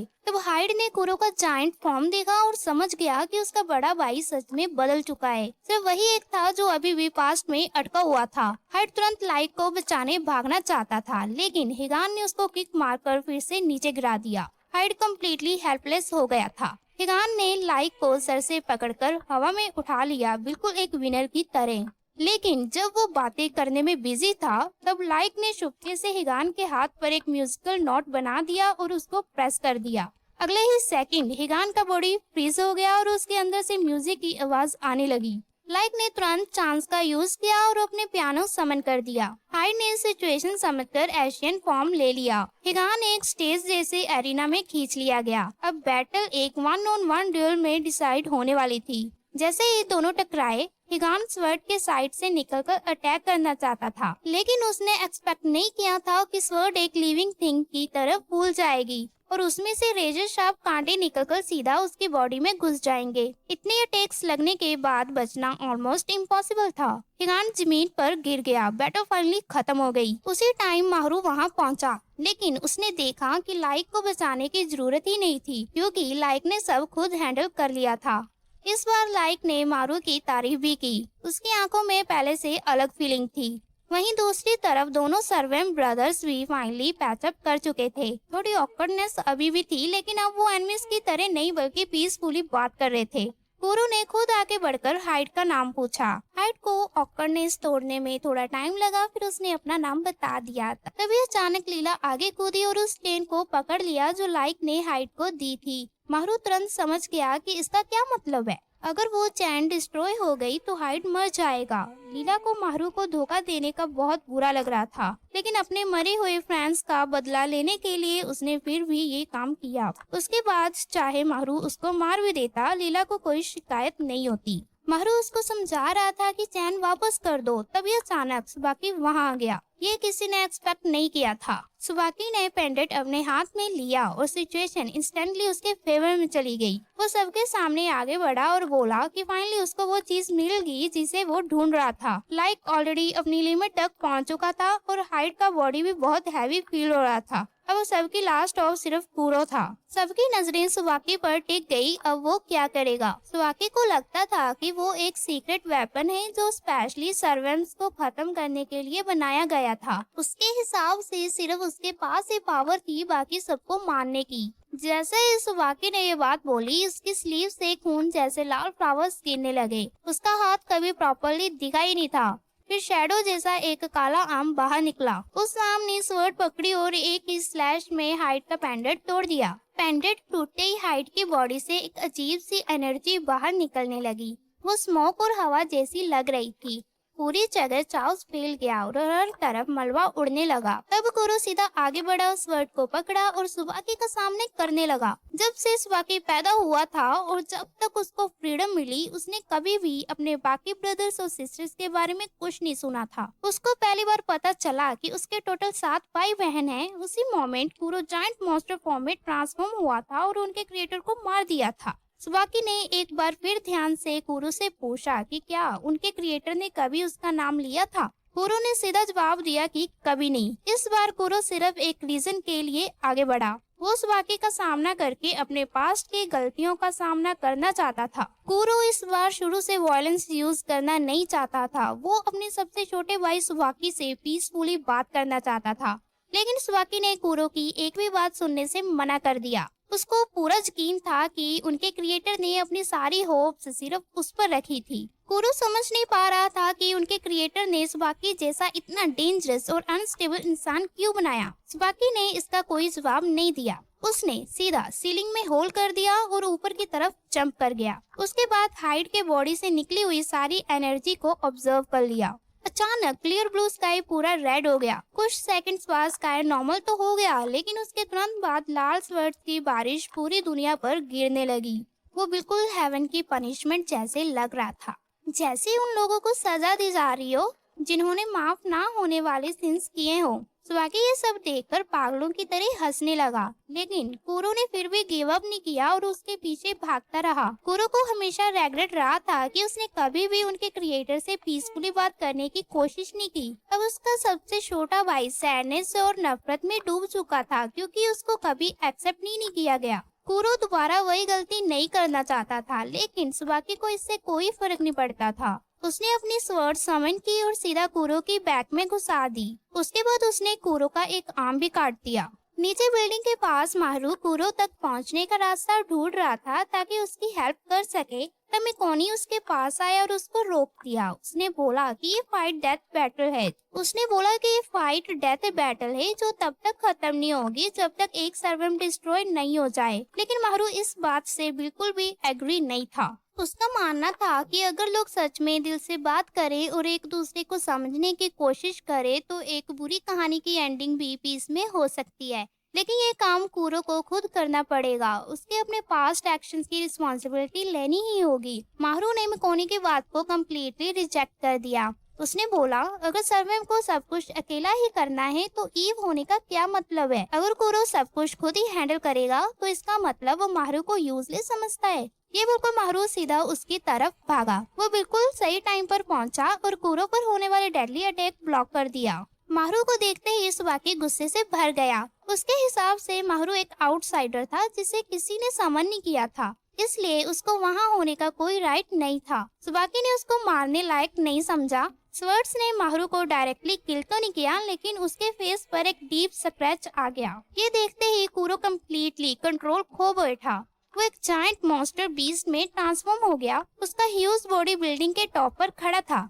पूरी बिल्डिंग जोर जोर से हिलने लगी। हर तरफ रबड़ गिरने लगे और लग रहा था कि बिल्डिंग कभी भी कोलैप्स हो सकती है। कुरो ने सिर्फ एक क्लॉ से सुबाकी को दबा दिया। वो चाहता तो उसी सेकंड उसको मार सकता था, लेकिन मारू तुरंत उसको रोकने आ गया। उसने कहा, अगर कुरो ने सुबाकी को मार दिया तो उसको फिर वही पुराना रेग्रेट और पेन फील होगा।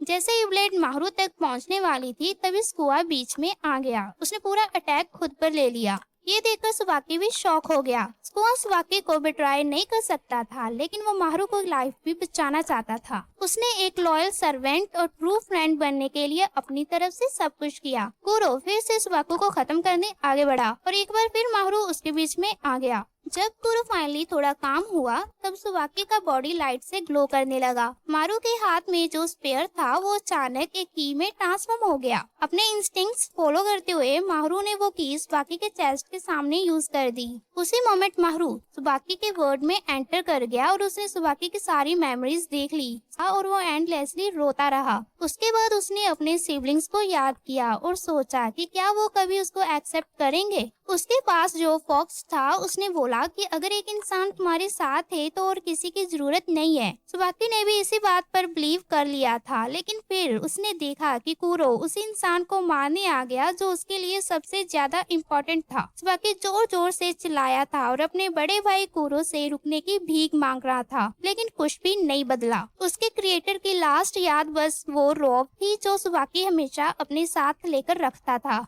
उस दिन के बाद सुबाकी पहले जैसे जेंटल और काइंड इंसान नहीं रहा। अब उसके अंदर सिर्फ रिवेंज बचा था। वो अपने हर सिबलिंग को मारना चाहता था, उन सबको जो उसके एग्जिस्टेंस के बारे में कभी जानते तक नहीं थे। मारू नीचे खड़ा ये सब देख रहा था। उसको लगा ये सिर्फ सुबाकी की मेमोरीज का प्रोजेक्शन है, लेकिन उसने एक्सपेक्ट नहीं किया था कि सुबाकी अचानक अपनी स्वर्ड्स समन करके उस पर अटैक कर देगा। कुरो ने बिल्कुल सही टाइम पर रिएक्ट किया।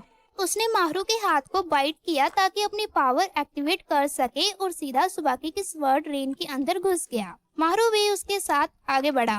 कुरो उसको पीछे हटने के लिए समझा रहा था, लेकिन माहरू ने मना कर दिया। दोनों के कंबाइंड अटैक के सामने स्वर्ड्स की रेन भी उनको रोक नहीं पाई। फाइनली माहरू सुबाकी तक पहुंच गया, लेकिन उसने ना उसको स्टैब किया और ना ही स्लैश। उसने सिर्फ सुबाकी को टाइटली हग कर लिया, जैसे सुबाकी पहली बार किसी फैमिली और ह्यूमन वार्मथ को फील कर रहा हो। उसी मोमेंट सुबाकी की स्वर्ड्स एक एक करके जमीन पर गिरने लगी। माहरू ने उसके कान में क्या कहा ये किसी को सुनाई नहीं दिया, लेकिन उस मोमेंट के बाद सब कुछ खत्म हो गया। सुबाकी ने स्कुआ के जख्म हील कर दिए। फिर उसने बोला कि बाकी सब क्लासेस को कह देना कि वो उसको भूलकर फ्रीली अपनी लाइफ जिएं। ये उसका उन सब के लिए फाइनल ऑर्डर था और बस इसी तरह सब कुछ एंड हो गया। मिसोनो, तेत्सु और कुरो सबके अंदर डेंजरस डीमंस थे, लेकिन फिर भी उनकी लाइव्स पीसफुली और नॉर्मली चलती रही।